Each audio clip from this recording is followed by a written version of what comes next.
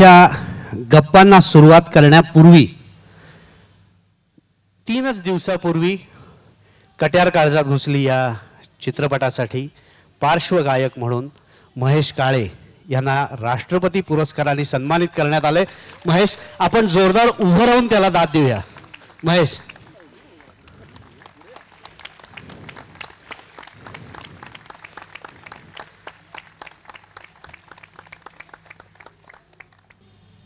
November 2015 Katyar Kaljat घुसली हा चित्रपट प्रदर्शित झाला आणि अवघ्या महाराष्ट्राने हा चित्रपट डोक्यावर घेतला। पुणे मुंबईसह महाराष्ट्रातून असंख्य मराठी रसिकांनी या चित्रपटावर उदंड प्रेम केलंच, पण त्याचबरोबरीने परदेशातही हा चित्रपट तितकाच वाखाणला गेला। पंडित जितेंद्र अभिषेकी, डॉक्टर वसंतराव देशपांडे यांच्या सुरांनी पावन झालेल्या कट्यार काळजात घुसली या चित्रपटाचा, या नाटकाचा आणि या चित्रपटाच्या माध्यमातून पुन्हा एकदा त्यांच्या सुरांचा आनंद आपण घेतला। पण कुठेही नाटकाची मूळ भट्टी गाण्यांची ही बिघडू न देता हे कसब सुबोध भावेने अत्यंत उत्कृष्टपणे आपल्यासमोर सादर केलं। आज चित्रपट प्रदर्शित झाल्यानंतर हे सर्व कलावंत पहिल्यांदाच अशा पद्धतीने एकत्र येऊन या चित्रपटाबद्दल बोलणार आहेत पुण्यात, आणि हा योग DSK गप्पांच्या माध्यमातून जुळून आलाय। त्याबद्दल सर्वप्रथम मी या सगळ्यांचं मनापासून अभिनंदन करतो, त्यांना धन्यवाद देतो, कारण हे सगळे इतके बिझी आहेत की यांना गाठणं ही केवळ अशक्यप्राय गोष्ट आहे, पण केवळ त्यांनीच मनावर घेतलं म्हणून हे जमू शकलं। त्याबद्दल पुन्हा एकदा सगळ्यांचे मनापासून आभार मानतो। आणि आजच्या या गप्पांची सुरुवात मी सगळ्यांना पहिला एक कॉमन प्रश्न विचारून करणार आहे। सुबोध, आपण तुझ्यापासून सुरुवात करू। माझा प्रश्न आहे, कट्यार काळजात घुसली चित्रपटाने मला काय दिलं?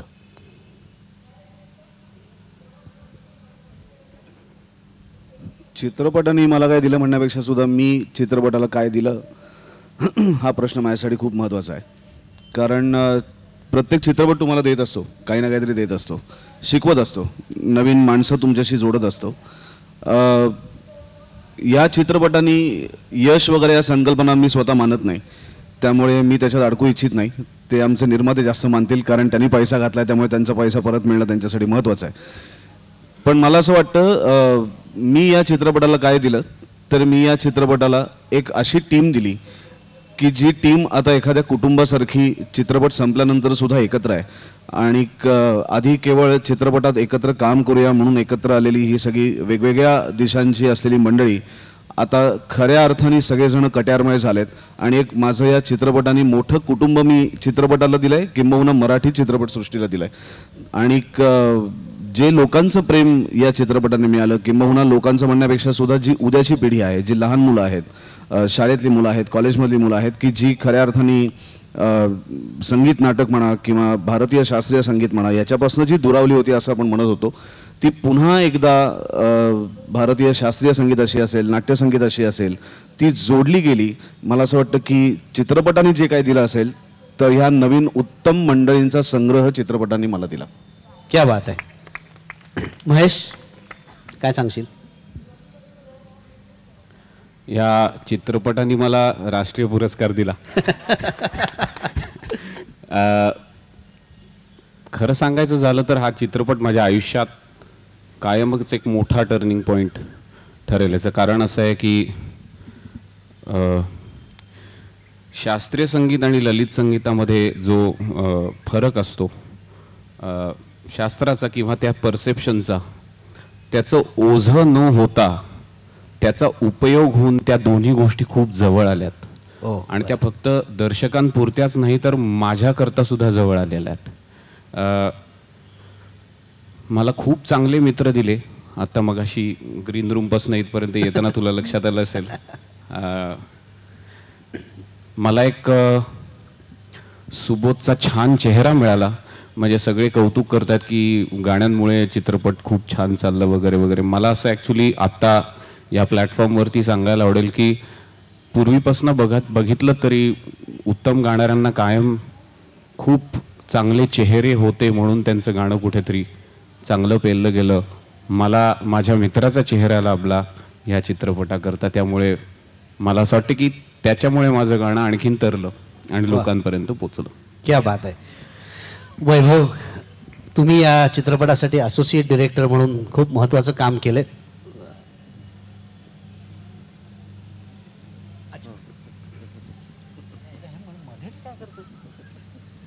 या चित्रपटासाठी खूप महत्त्वाचं काम केलंय, तर तुमचा काय अनुभव, तुम्ही काय सांगाल? नाही, बेसिकली एक 12-13 वर्ष मी या क्षेत्रात आहे. वेगवेगळी प्रोजेक्ट्स त्या निमित्ताने केली. हे करताना मी माझं मला जे जमत होतं ते शिकत गेलो, ते करत गेलो. सो खऱ्या अर्थाने ज्याला आपण असं गुरु ज्याला असं म्हणतो तो मला कधी मिळाला नव्हता. ज्या चित्रपटाने मला ती गुरूंची कमतरता भरून काढली. एका वेळेला इतके गुरु मिळाले. सुधीर पळसाणेसारखा DOP ज्यांनी प्रत्येक फ्रेम शिकवली, शंकर महादेवन त्यांच्यासारखा गुरु मिळाला, सुबोधसारखा मित्र आणि गुरु मिळाला ज्यांनी ध्येय काय असतं याच्याने झपाटून जाणं काय असतं. सो असे अनेक गुरु दिले आणि त्या गुरूंनी सगळ्यांनी मिळून एकच शिकवलं की आयुष्य सोपं करूया आणि जे काय करतोय आपण त्याचा छान आनंद घेऊया. सो ही कट्यारची देणगी आहे मला वाटतं. वा, सुनीलजी, तुमचं खरं तर मनापासून अभिनंदन करायला पाहिजे की तुम्ही हा इतका सुंदर चित्रपट आम्हाला दिलात. त्याबद्दल काय सांगाल तुम्ही? कट्यार ह्या चित्रपटाने मला खूप काही दिलं, पण सगळ्यात महत्त्वाचं म्हणजे ह्या चित्रपटाने मला एक खूप चांगला ऑडियन्स दिला. म्हणजे मी आता ह्यापूर्वी पण काही 10 चित्रपट केले होते. हा कट्यार माझा 11वा चित्रपट आहे. पण ह्या फिल्मनी मला खूप सुंदर असा ऑडियन्स दिला.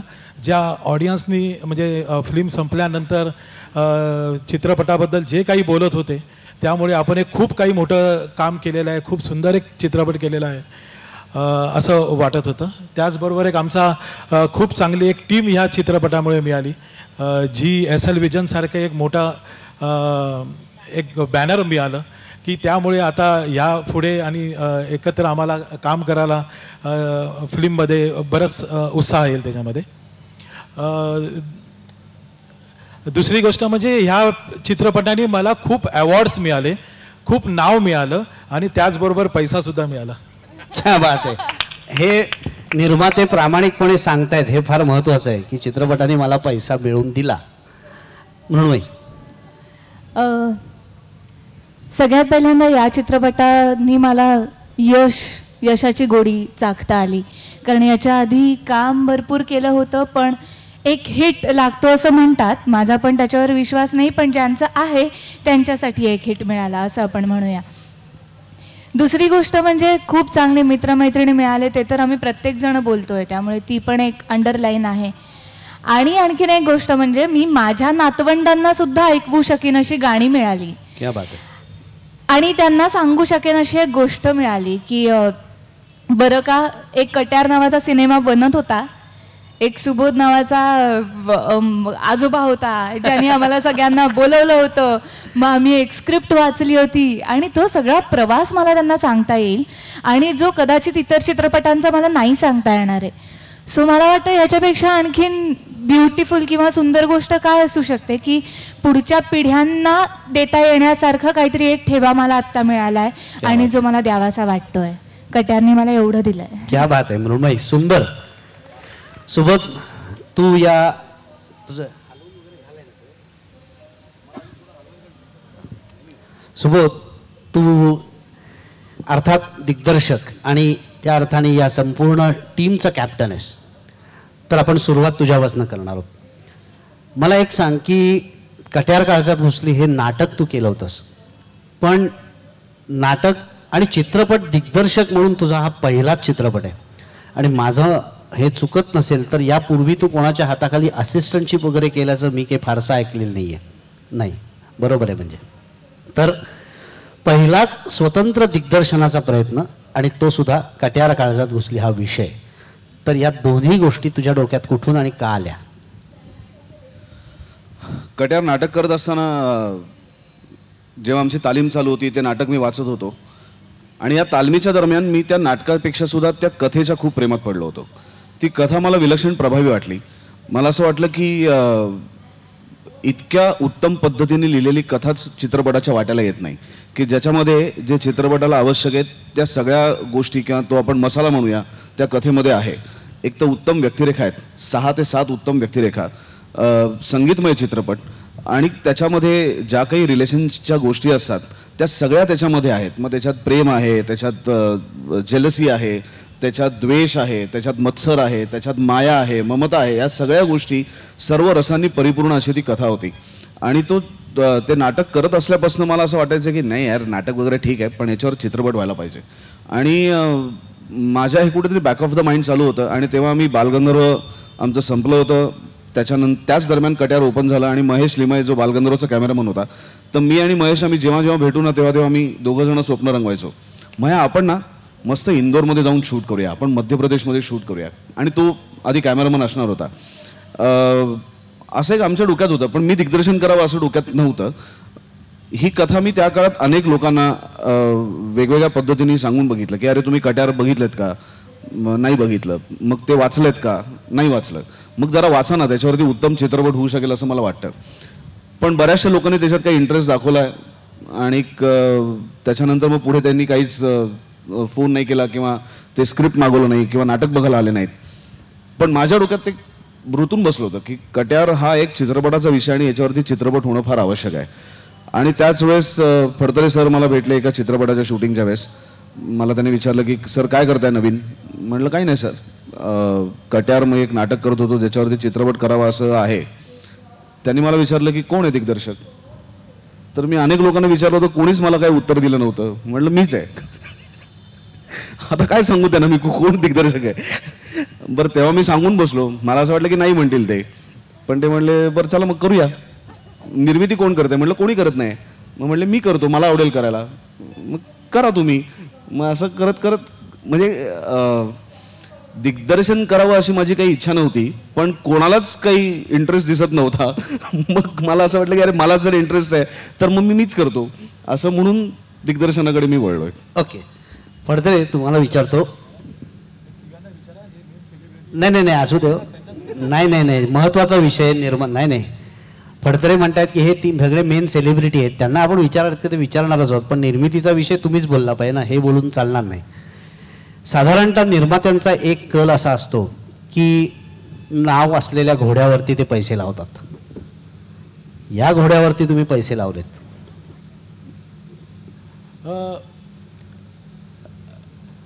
म्हणजे मी सुबोध सरांना आम्ही जे शूटिंग करताना त्यावेळेला आमचं असं ठरलं. सुबोधच्या कॅलिबर ऍक्टिंग म्हणून प्रश्नच नाही, पण दिग्दर्शक म्हणून तो पूर्ण नौखा असताना असा कट्यार काळजात घुसली सारखा विषय. आज तो चित्रपट सक्सेसफुल झाला हा भाग वेगळा, पण हे शिवधनुष्यच होतं. पण परंतु त्याच्या माइंडमध्ये, त्याच्या मनामध्ये आणि त्यांनी जे ठरवलं होतं कट्यार फिल्म करण्या, तर त्यांनी त्याची जेवढी तयारी केली होती मनापासून, ती बरेच वर्ष अगोदरपासूनची तयारी आहे, ती बालगंधर्वच्या अगोदरपासून आहे. आणि त्यांनी पूर्णपणे ठरवलं होतं की त्या पिक्चर, आणि त्याच्या माइंडमध्ये तो पिक्चर एक सेट झालेला होता. तर तो मी त्याऐवजी कुठलाही मोठा एखादा डायरेक्टर जरी आणला असता तरी तो एवढी सुंदर फिल्म करू शकला नसता. आणि असं तुम्हाला आज वाटतंय का? तेव्हा सुद्धा वाटत होतं. त्यावेळेला सुद्धा म्हणजे आमचं म्हणजे सुरुवातीपासूनच चाललं होतं. आणि त्यानंतर म्हणजे आम्ही प्रत्येक स्टेजला आम्ही दोघं एकत्र आहे. म्हणजे आम्ही त्याचे राईट्स घेण्यापासून, स्क्रिप्टच्या रायटिंग पासून प्रत्येक प्रोसेसमध्ये आम्ही बरोबर आहेत. आणि म्हणजे त्यांनी म्हणजे फक्त एक डायरेक्टर किंवा एक ऍक्टर असं काम केलेलं नाहीये. ॲज अ निर्मात्याला स्टार्ट टू एंड टोटल हेल्पचं काम, सपोर्ट पूर्ण आज सुद्धा पूर्ण तो काय म्हणतात संपूर्ण अर्पण केलं होतं स्वतःला असं म्हणायला हरकत. बरोबर आहे. निश्चित. पण मला सांगा की कट्यार काळजात घुसली सारखा चित्रपट आपण करणार आणि सुबोधवर तुमचा पूर्ण विश्वास होता? अगदी खरं आता सांगायला काही हरकत नाही. हो पूर्ण विश्वास होता, पण म्हणजे त्यावेळेला बजेट त्या फिल्मचं खूप कमी होतं. म्हणूनच मी बरोबर प्रश्न विचारलाय नाही तर मी पुढे ज्या वेळेला आम्ही फिल्मची सुरुवात केली हा. त्यावेळेला फिल्मचं बजेट कमी होतं, परंतु नंतर आम्ही ज्या वेळेला त्याचे राईट्स वगैरे घेऊन त्याची स्टोरी आम्ही जे आमचे प्रकाश कापडी आहे हो. त्यांनी त्याची स्टोरी लिहिली आणि ती आम्ही एका ट्रायडन हॉटेलमध्ये शंकरजींसाठी त्याचं आम्ही रिडिंग केलं. तर त्या रिडिंगच्या वेळेला जेव्हा त्या प्रकाश कापडी यांनी ती स्टोरी जी अशी त्यांनी वाचून दाखवली आम्हाला, तर अख्खा चित्रपट त्यांनी आमच्या डोळ्यासमोर उभा केला. तो चित्रपट इतका म्हणजे त्यांनी जे लिहिलेलं होतं ते इतकं ह्यूज होतं की त्या टाईपचं पिक्चर करायचं झालं असतं तर त्याला आता आम्ही जो खर्च केलाय त्याच्या 3 पट खर्च लागला असता. बरं. परंतु ते इतकं सुंदर लिहिलेलं होतं की त्यावेळेला सुबोध सर, मी, वैभव आम्ही एका टपरीवरती उभा होतो आणि त्यावेळेला आम्ही तिथे ठरवलं की कुठूनही पैसा आणायचा पण ही फिल्म पूर्ण करायची. क्या बात आहे. याला म्हणतात निर्मात्याची जिद्द. खरंच याला दाद द्यायला पाहिजे. कारण मराठी चित्रपटाला चांगले दिवस आलेत आपण जेव्हा म्हणतो तेव्हा खऱ्या अर्थाने अशा पद्धतीने चित्रपटाकडे पाहणं आणि इतका कुठेही त्याच्या दर्जामध्ये कॉम्प्रोमाइज न करता तो चित्रपट लोकांसमोर आणणं हे गट्स लागतात. हॅट्स ऑफ तुम्हाला. मी वैभव तुझ्याकडे येतो. मला एक सांगा, तुम्ही अनेक चित्रपटांसाठी यापूर्वी असिस्टंट म्हणून काम केलेत. दिग्दर्शक म्हणून तो कसा वाटला? खरं सांगायचं. दिग्दर्शक म्हणून तो मला खूपच सुपर वाटतो. म्हणजे आज कट्याच्या यशानंतर नाही वाटत, कारण मी स्वतः दिग्दर्शक असल्यामुळे टेलिव्हिजनला पण मी दिग्दर्शक म्हणून काम केलं किंवा असोसिएट म्हणून सुद्धा काम करताना टेक्निक हा वेगळा विषय आहे मुळात. बरोबर आहे. अनेक लोकांना वाटतं की हा टेक्निकमध्ये येतो म्हणजे इथे कॅमेरा इथे कॅमेरा आहे. ते कम्प्लीट डिफरंट बॉल गेम आहे. ज्या माणसाच्या स्क्रिप्ट इथे आहे, ज्या माणसाचा स्क्रिप्ट इथे आहे, तो मला वाटतं एक खूप चांगला दिग्दर्शक होऊ शकतो. सो जसं फडतरे सर म्हणाल तसं त्याच्या पहिल्या दिवसापासून सुबोधच्या म्हणजे सुबोधनी फडतऱ्यांना फोन केला, त्यांचं लॉक झालं आणि मग मला फोन केला. सो अगदी मी त्या स्टेजपासून आहे. तर ती प्रत्येक वेळेला ना सिनेमा त्याच्या इथे इथे इथे सगळीकडे फिक्ड होता. हो बरं. तर अशा माणसाला तुम्हाला असिस्ट किंवा असं काय करायला लागत नाही. तुम्हाला त्या माणसावर फक्त त्या प्रवास करावा लागतो. बरोबर. सो तो सगळ्यात बेस्ट पार्ट होता. म्हणून मला वाटतं की दिग्दर्शक म्हणून तो खूप जास्ती ब्रिलियंट होता. आणि सर म्हणाले ते करेक्ट आहे की कट्यार आजच्या यशानंतर नाही सांगत, मला सिरियसली असं वाटतं, मलाही वाटतं असं की सुबोध शिवाय बेटर हे कोणीच करू शकलं नसतं. आणि एका डिस्कशनच्या संदर्भात आम्ही एकदा आशुतोष गोवारीकरांना भेटलो होतो. तर आशुतोष सरांशी पण बोलणं झालं होतं स्क्रिप्टचं. आणि तेव्हा आशुतोष सरांनी पण सांगितलं होतं की सुबोध, मला वाटतं की तू हे डिसिजन घेतलंस डिरेक्शनचं हे सगळ्यात बेस्ट आहे, कारण तुझ्याशिवाय हे उत्तम कोणी करू शकत नाही.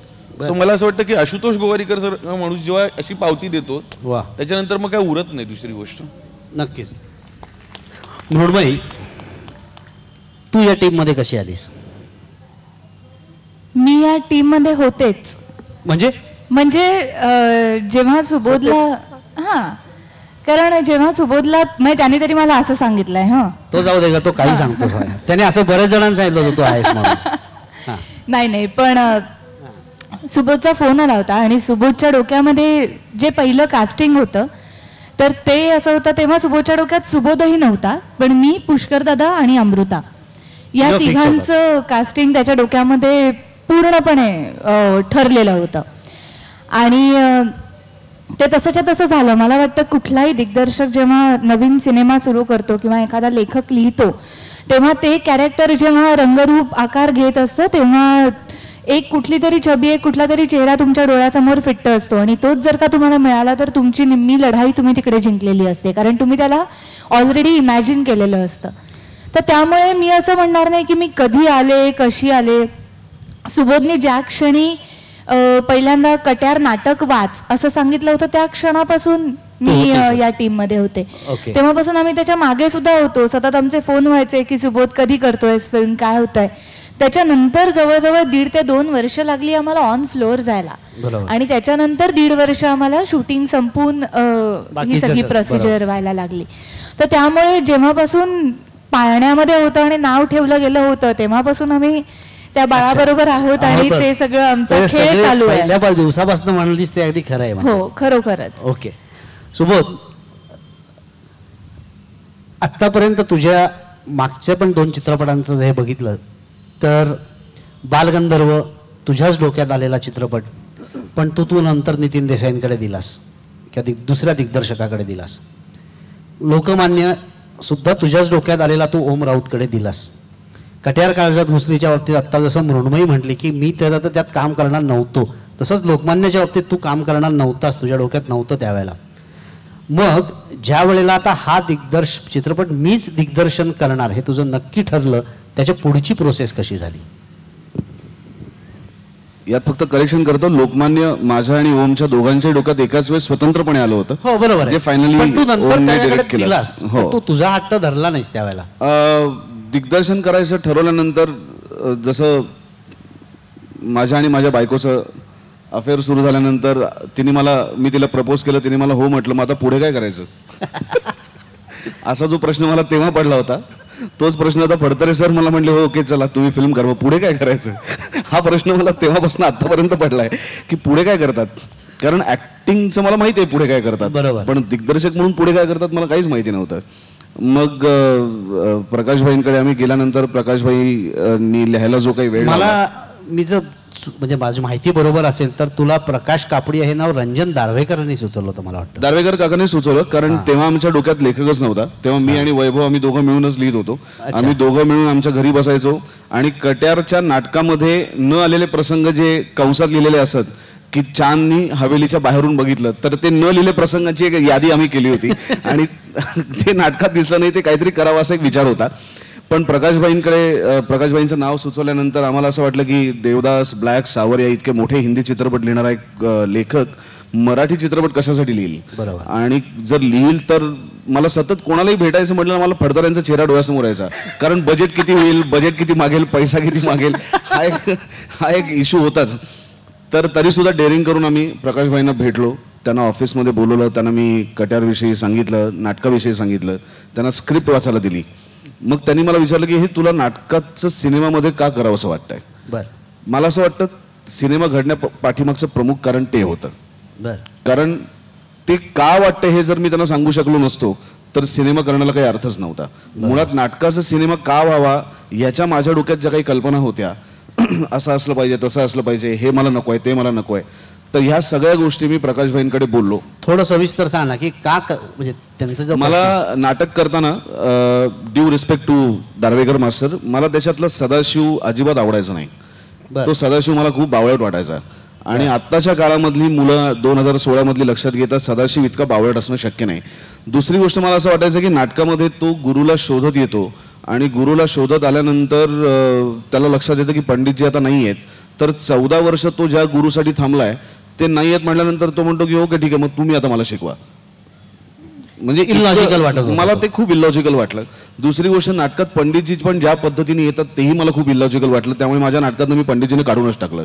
आणि मग त्याला एक जोड दिली. मी अभिराम भडकमकरकडनं काही संवाद लिहून घेतले आणि नाटकाला एक फोकस दिला. जो फोकस मी म्हणजे नाटक काय झालं की वसंतरावांनी केल्यामुळे ते नाटक खासाहेबांचं झालं, पण ते नाटक सदाशिवचंच आहे. पण लोकांना असं वाटायचं की कट्यार म्हणलं की खासाहेब, पण तसं नाही आहे. ते सदाशिवचं असल्यामुळे मी अभिरामकडनं त्याला वेगळी जोड देऊन तो नाटक सदाशिवचं आहे असं त्याला एक फोकस दिला. आणि मला असं वाटतं हे जे काही अनेक मुद्दे होते नाटकातले की जे मला करत असताना पण खूप त्रास द्यायचे आणि मला असं वाटलं मी जेव्हा सिनेमा करीन तेव्हा ह्या गोष्टी त्याच्यात नसतील, 100% नसतील. त्यामुळे ह्या ज्या गोष्टी माझ्या डोक्यात होत्या या मी प्रकाशभाईंना सांगितल्या. आणि कारण नाटकात मी बदलू शकत नाही. नाटक दार्वेकर मास्तरांचं आहे, ते त्यांनी लिहिलेलं आहे, ते त्यांना योग्य तो सन्मान देऊन त्या नाटकाचे प्रयोग व्हायला पाहिजेत. पण सिनेमा हा माझ्या डोक्यातला आहे, तो दार्वेकर मास्तरांच्या डोक्यातला नाही आहे. कथा त्यांची आहे, त्यांच्याच कथेवर बेतलेला आहे. त्यामुळे मला ज्या पद्धतीने त्याच्यातल्या गोष्टी पटलेल्या न पटलेल्या होत्या त्या मी प्रकाशभाईंना सांगितल्या. मग प्रकाशभाईंनी वेळ घेतला, त्यांना जो पाहिजे होता तो. मीही त्यांना फोन केला नाही, पण त्यांचं काही दिवस झाले की फोन यायचा, सोबत ये सीन मैंने लिखा है देख कैसा लगता है असं म्हणून. मग त्यांनी एक एक सीन जे सांगायला सुरुवात केली त्या सीन नंतर लक्षात यायला लागलं की नाही आपल्या डोक्यात जे आहे त्या पद्धतीने प्रकाशभाई कुठच्या कुठे आपल्याला घेऊन चाललेत. कारण पहिला सीन जो त्यांनी मला सांगितला सिनेमातला फोन करून तो होता काजव्यांचा सीन, जिथे सदाशिवला पंडितजी त्यांच्या गाण्याने काजवे आणून देतात, तो सीन होता. आणि तो सीन चित्रपटातला त्याच्या आधीचा एक सीन कट केलाय, तो असा होता की पंडितजी त्या सदाशिवला भेटतात आणि सदाशिवला त्याचा आजोबा मारत असतो आणि पंडितजी त्याला विचारतात की अहो कशाला मारताय त्या सदाशिवला. तो म्हणतो अहो ऐकत नाही, दिवसभर मस्ती करतो, काल बघा जंगलात गेला होता, हे डोक्याला सगळा मार लागलाय. ते विचारतात का रे जंगलात कशाला गेला होतास. काजवे पकडायला गेलो होतो. पण काजवे कशाला पकडायचे तुला. तो म्हणतो की मला ते बरणीमध्ये भरायचे आणि त्याचा दिवा करून मला देवळात ठेवायचा आहे. मग पंडितजी त्याला विचारतात की अरे पण मग तुझ्याकडे वाती आहेत ना, तू ते दिवे का नाही लावत देवळातले? तो म्हणतो वाती आहेत पण तेल नाही आणि ते आणायला पैसे नाहीत आमच्याकडे. इतकी त्याची गरीब परिस्थिती असते. आणि ते ऐकून पंडितजी त्याला म्हणतात ठीक आहे, आज मी तुला काजवे, आपण दोघं मिळूया आणि आपण दोघं काजव्यांना बोलूया. आणि ते त्याला घेऊन जातात आणि त्यांच्या गाण्याने काजवे आणतात. आता हा खरं तर क्रक्स होता, कारण नाटकातला सदाशिव गॉड गिफ्टेड दाखवलाय, तो आल्यापासूनच त्याला गाणं येतं असं दाखवलंय. पण सिनेमातला सदाशिवला काही येत नसतं. त्यातले अनेक प्रसंग नाही सुबोध, थोडंसं आपण हे करू की तू जे म्हणतोयस की नाटकातला सदाशिव जेव्हा येतो तेव्हा त्याला गाणं येतंय, पण मूळ नाटकात जो सदाशिव आहे त्यात पंडितजी त्याला गाणं शिकवतायत, म्हणजे त्याचं बालपण पण आहे. बरोबर आहे. ते बीज त्यांनी घेतलंय तिथे. पण त्यांनी बीज जरी घेतलं असलं तरी सुद्धा पंडितजी गातायत, सदाशिव ते ऐकतो आणि तो तिथे येऊन त्यांच्याबरोबर गाणं म्हणायला लागतो आणि पंडितजी त्याला शिकवायला सुरुवात करतात. असा प्रसंग आहे. हो. सिनेमामध्ये तसं नाहीये. नाही. सिनेमाला सदाशिवला गाण्याशी काहीही घेणं देणं नाहीये. मुळात तो सिनेमामध्ये तोत्रा दाखवलाय. त्यातले अनेक जे प्रसंग सिनेमातले कट झाले त्यातला तोत्रेपणा पण कट झाला. तो सिनेमात थोडासा तोत्रा बोलताना दाखवलाय आणि त्याला गाण्याशी काही घेणं देणं नाहीये. त्याला गाणं का गावंसं वाटतं? कारण त्याला पंडितजींमुळे कळलंय की आपण गाणं गायलो की काजवे येणार आहेत. काहीतरी आमिष एखाद्या लहान मुलाला तुम्ही दाखवलं, जसं आपण घरी पण करतो, तू हे काम कर तर मी तुला चॉकलेट देईन, किंवा तू हे काम कर मग मी तुला मिनिटीमध्ये 5 रुपयाचं कॉईन देईन किंवा काहीतरी देईन. तर एखादं आमिष दाखवल्याशिवाय त्या काळात त्या वयातल्या मुलांना काहीच कळत नसतं. त्यामुळे ते आमिष त्याच्यासाठी काय आहे सदाशिवसाठी, तर काजवे कधी येतात? जेव्हा मी गाणं गातो. आता मी जर काजव्यांना बोलवायचं असेल तर त्याच्यासाठी मला गाणं गाता आलं पाहिजे. म्हणून तो गाणं शिकायला सुरुवात करतो पंडितजींकडे आणि हळूहळू त्या गाण्यामध्ये तो इतका गुंततो की आता गाण्याच्या शिवाय त्याचं आयुष्यच नाही आहे आणि हे त्यालाच कळत नाही. त्यामुळे एक गुरु कसा असतो, तर गुरु त्या शिष्याला एक रस्ता दाखवतो जो त्यालाही कळत नाही. तो शिष्य जेव्हा त्या रस्त्याने वाटचाल करत करत पुढे जातो तेव्हा त्याला त्या गुरूंनी सांगितलेल्या गोष्टींचा अर्थ कळतो, जे सिनेमात आम्ही घेतलाय. ओके. त्यामुळे हा प्रसंग जेव्हा प्रकाशभाईंनी मला सांगितला तर तो मी फोन ठेवल्या माझ्या सगळ्या टीमला हा प्रसंग सांगितला आणि आम्ही सगळेजण या प्रसंगानेच प्रेमात पडलो होतो की हा सिनेमा काहीतरी अद्भुत आपल्यासमोर घेऊन येणार आहे. आणि मग जेव्हा प्रकाशभाईंचं स्क्रिप्ट लिहून पूर्ण झालं, आम्ही त्याचं पहिलं वाचन केलं. त्या वाचनानंतर सगळ्यांच्या डोळ्यासमोर भीती ही होती की सिनेमा वाईट होईल अशी नव्हती, तर प्रकाशभाईंनी जे लिहिलंय त्याला आपण न्याय देऊ शकू का ही भीती प्रत्येकाच्या मनात होती. कारण त्याचं स्वप्न मुळात संजय लीला भन्साळीचे चित्रपट लिहिल्यामुळे ते मोठ्या प्रमाणात गोष्टींचा विचार करतात आणि लिहितात. त्यामुळे ह्या गोष्टी आपण मराठीमध्ये असलेल्या बजेटमध्ये या सगळ्या गोष्टी आपण करू शकू की नाही हा प्रश्न होता. माझं दिग्दर्शक म्हणून यश कशात असेल मी तुला सांगू का? माझं यश त्याच्यात आहे की मला टीम चांगली जोडता आली. ओके.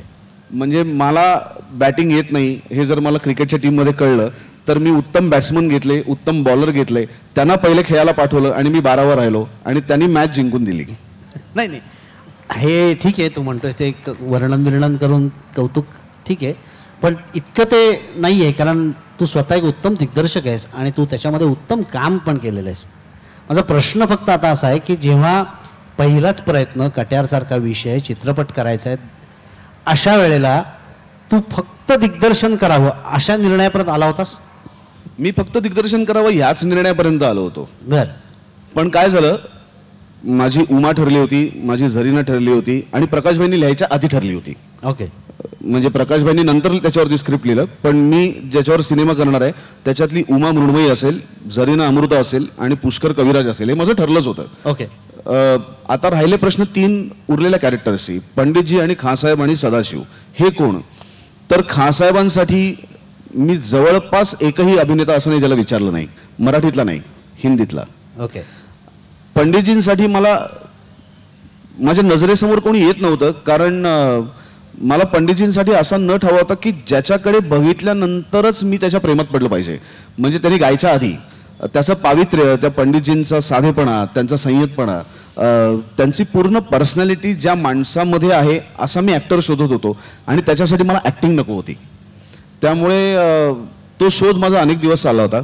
यांनी मगाशी नाव घेतलं की मला थोडंसं अनयुज्युअल कास्टिंग हवं होतं. मला असं कास्टिंग हवं होतं की ज्यांना ज्या पद्धतीच्या रोलमध्ये प्रेक्षकांनी याआधी कधी पाहिलेलं नाही आहे. त्यामुळे पहिल्यांदा जे मी खाँसाहेबांसाठी ज्या माणसाला विचारलं तो माणूस होता आशुतोष गोवारीकर. आशुतोषला मी अशासाठी विचारलं कारण आशुतोष गोवारीकर खूप वर्षांपूर्वी त्यांनी अभिनय केला होता.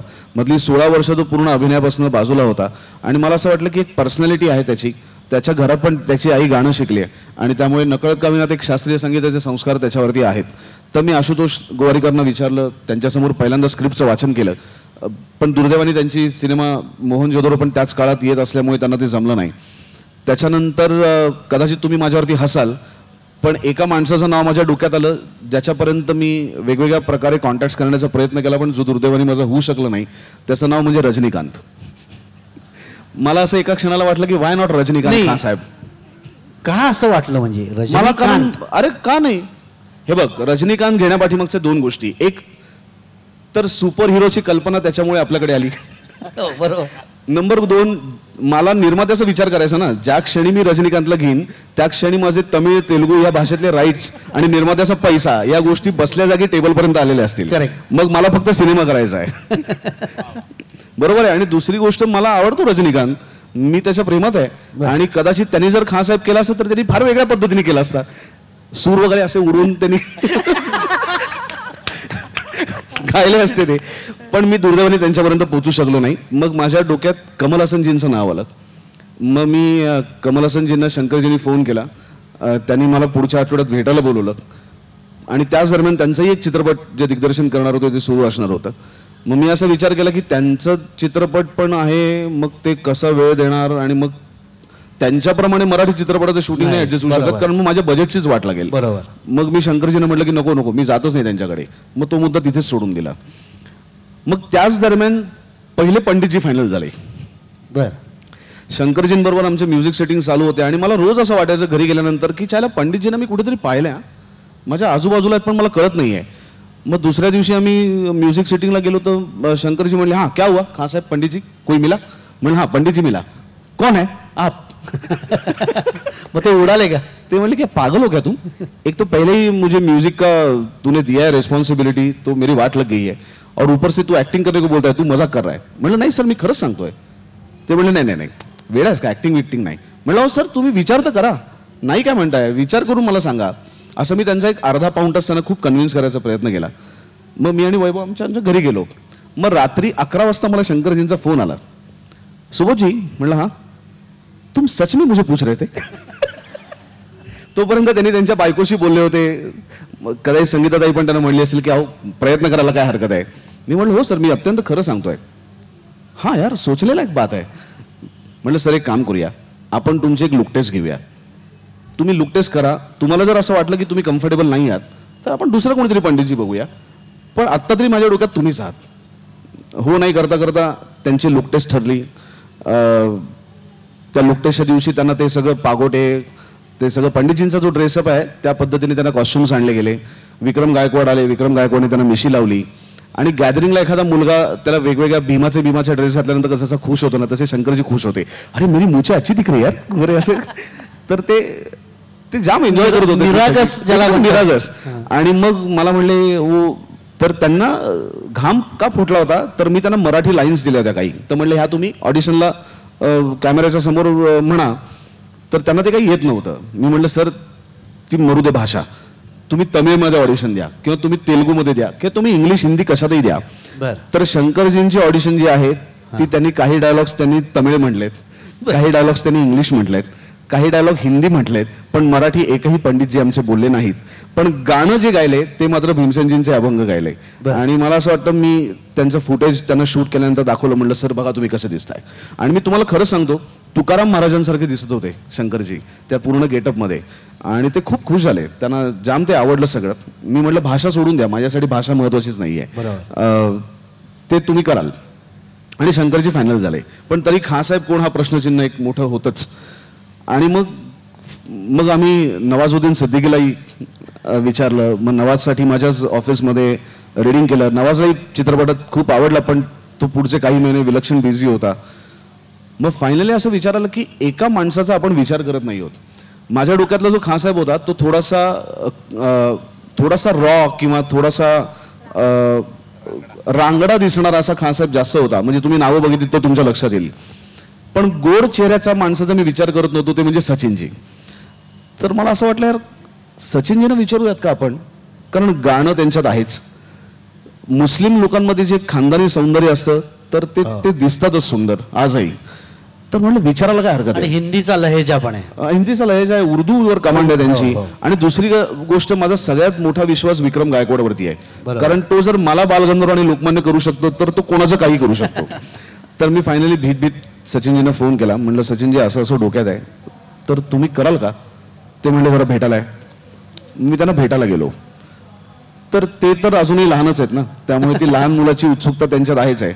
तर ते म्हणले पण मी कसं वाटेन याच्यात? म्हणलं सर, माझा विक्रम गायकवाड या माणसावरती खूप विश्वास आहे, आपण तुमची एक लुक टेस्ट करून बघूया.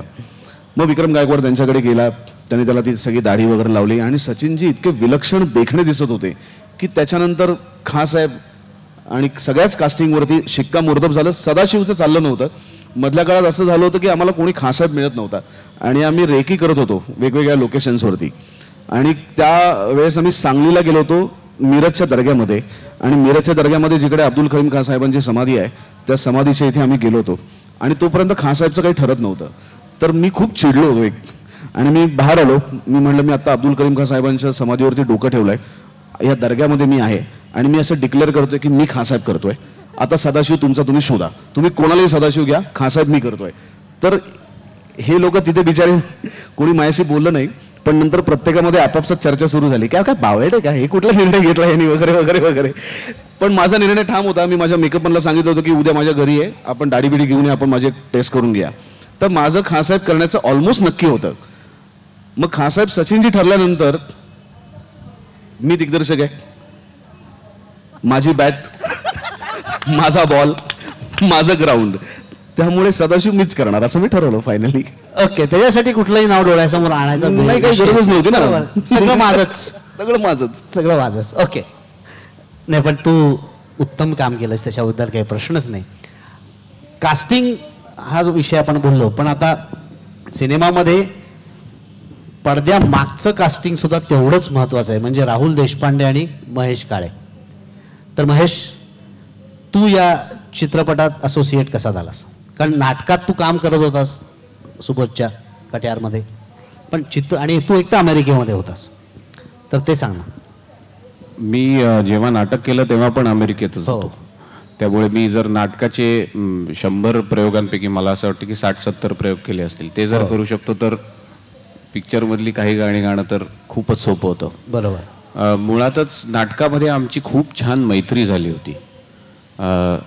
सुबोध बरोबर असंख्य वेळा त्याच्या शूटिंगवरती जाऊन नाटकापलीकडच्या फिलॉसॉफी आणि जीवन ह्याच्यावरच्या अनेक गप्पा मारल्या होत्या. हा, सांगत होता.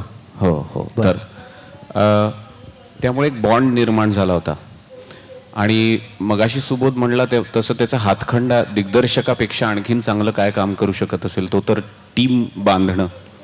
कारण तुम्ही ह्या टीमवरती तसा प्राइस टॅग घालायला गेला तर ती मराठी बजेटमध्ये बसणारी फिल्म नाही. बरोबर आहे. तरी सुद्धा त्यांनी ती बसवली. ह्याचं कारण असं आहे, स्वतःचं स्वप्न दुसऱ्यांना दाखवता येण्याची त्याच्यात क्षमता आहे. आणि वाजवा वाजवा.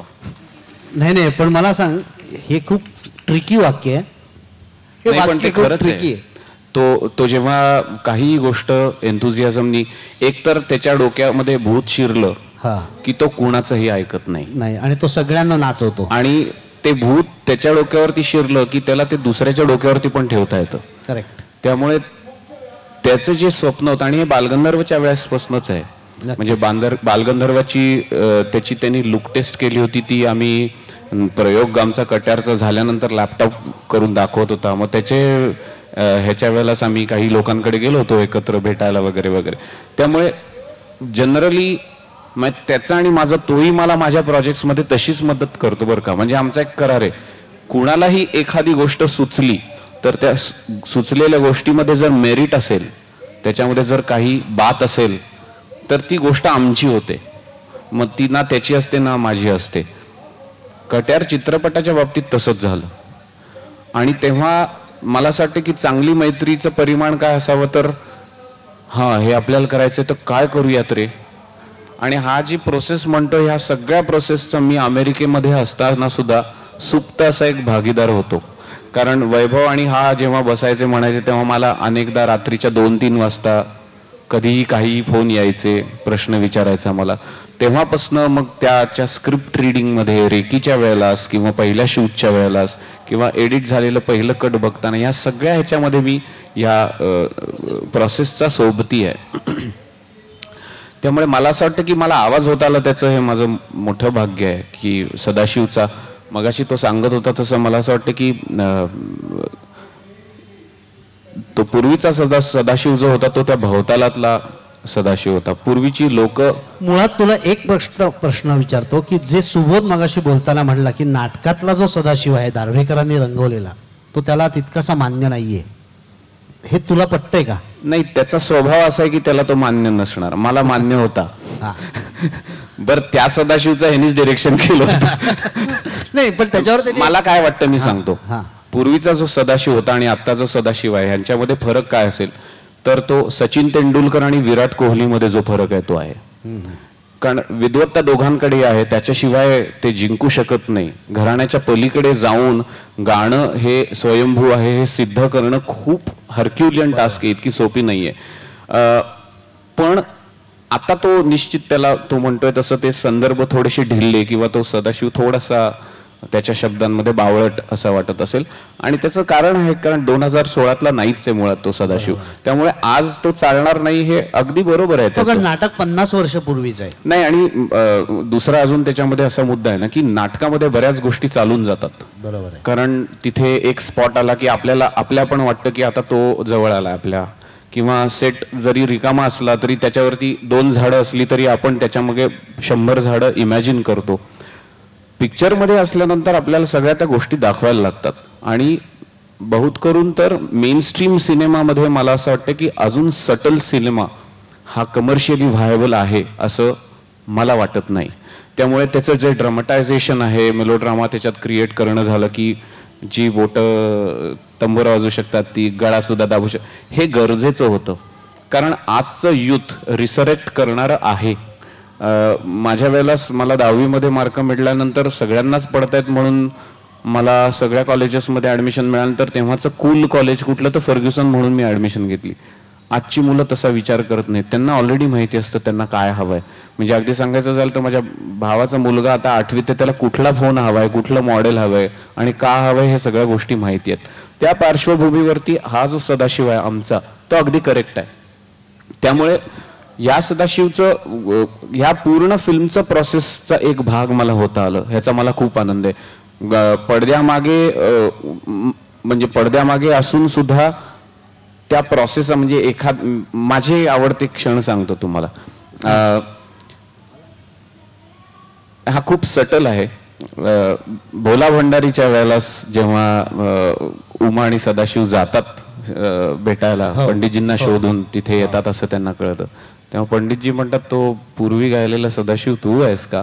त्याच्यावरती ह्याची जी रिॲक्शन आहे ना, डोळे गैरविरलेले, तो हो म्हणतो, तो माझा सगळ्यात जास्ती आवडता क्षण आहे. कारण त्याच्यामध्ये जादू जी आहे ना ती आतमध्ये घडते आपल्या.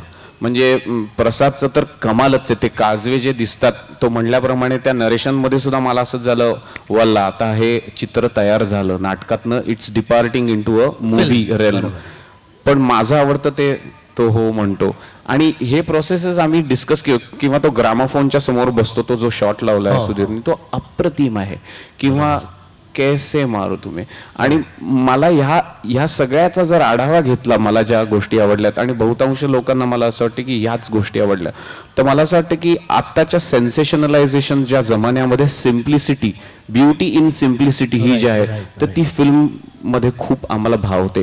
आणि तो गाभा असल्यामुळे ते ड्रामटायझेशन जरी झालं तरी त्या सिंपल पद्धतीनेच तुमच्याकडे तो चित्र येतो. मला तुझा प्रश्न काय विसरलो पण मी काहीतरी बोललो खरं.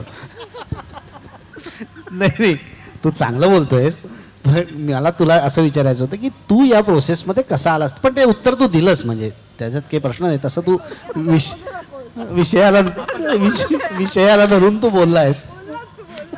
नाही, मला अजून एक वेगळी गोष्ट नाही, मृण्मयीला आता बोलायचं आहे कारण ती बराच वेळ थांबली आहे. मृण्मयी, तू जसं आता सुबोध म्हणला की माझ्या डोक्यात पहिल्यापासून उमा, झरीना आणि काय सौदा म्हणजे कविराज हे 3 कॅरेक्टर्स नक्की होते. आणि जेव्हा तुझं कॅरेक्टर त्यांनी तुला सांगितलं की तू हे काम करतेस, तोपर्यंत तुला या नाटकाविषयी त्या कॅरेक्टरविषयी काही माहिती होती?